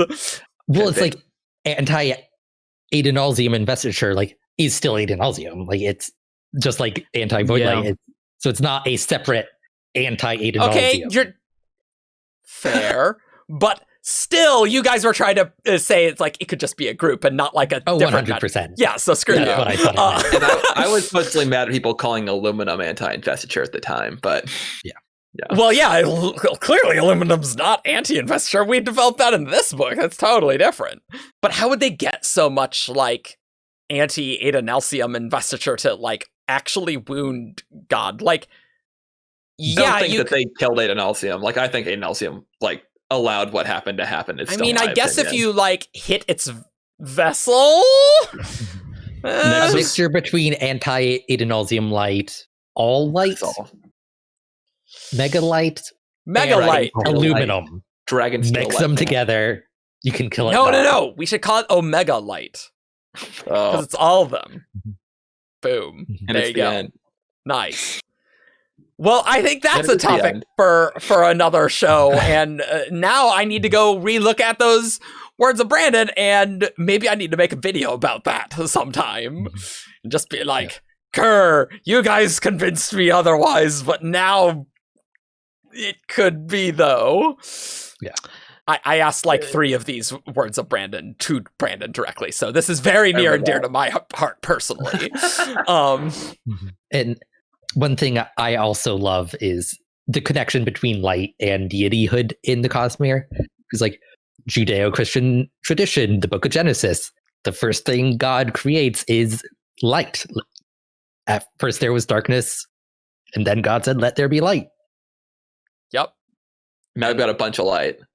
We got a lot of them, and lots of hybrids, and potentially an infinite amount of them. And getting into like Adoda, for light. Adoda being light. Yep. Do you think you can do a hybrid anti-investiture, regular investiture light between 2 different? I think no. Probably not, but never know. Theoretically, maybe. I can't even get my brain to think about how that would be possible, right? Because you would need the tone and rhythm of the regular, let's say honor, like light, and then you would need odium's opposite tone. But would you need anti-void light to make that happen to begin with, or would you start with void light and then flip that? No, you wouldn't. I think you do it 2 steps. Yeah. Unless you were making it in a vacuum. Well, when Kaladin goes into space with the shard plate, Navani could be like, "Hey, do some experiments. What could possibly go wrong with this?" So, wow, we blabbed a lot about this, and honestly, we just dipped our feet in the kiddie pool. We didn't even get in the deep end. Let's be honest.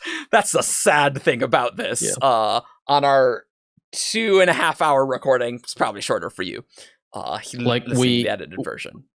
We barely touched on the other shards. Yeah. Oh, yeah. What about breathlight? Well, this is going to be a thing just like God Metals, where everybody's like, "Oh, what's all the other lights?" Oh yeah. Oh, it is.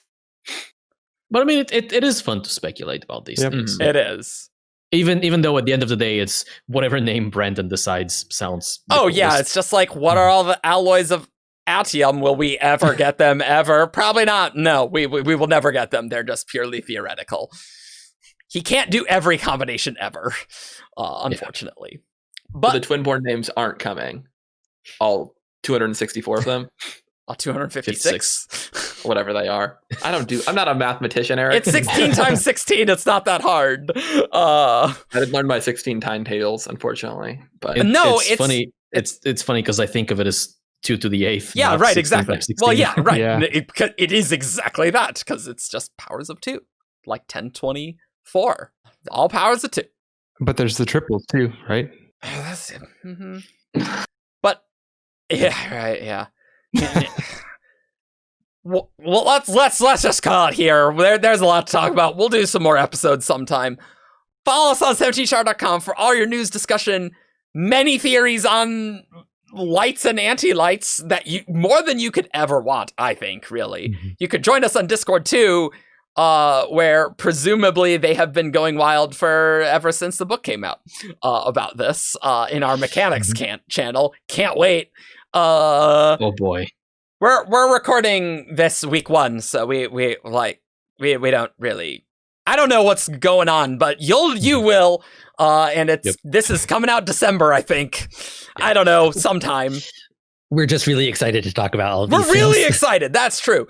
Follow us on Facebook, Twitter, SoundCloud. Subscribe to us on YouTube. Leave us a review on iTunes. If you like nonsense like this, you can support us on Patreon, and we'll see you all next time. Bye. Make sure you have some anti-fun.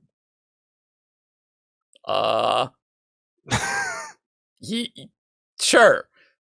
Caw!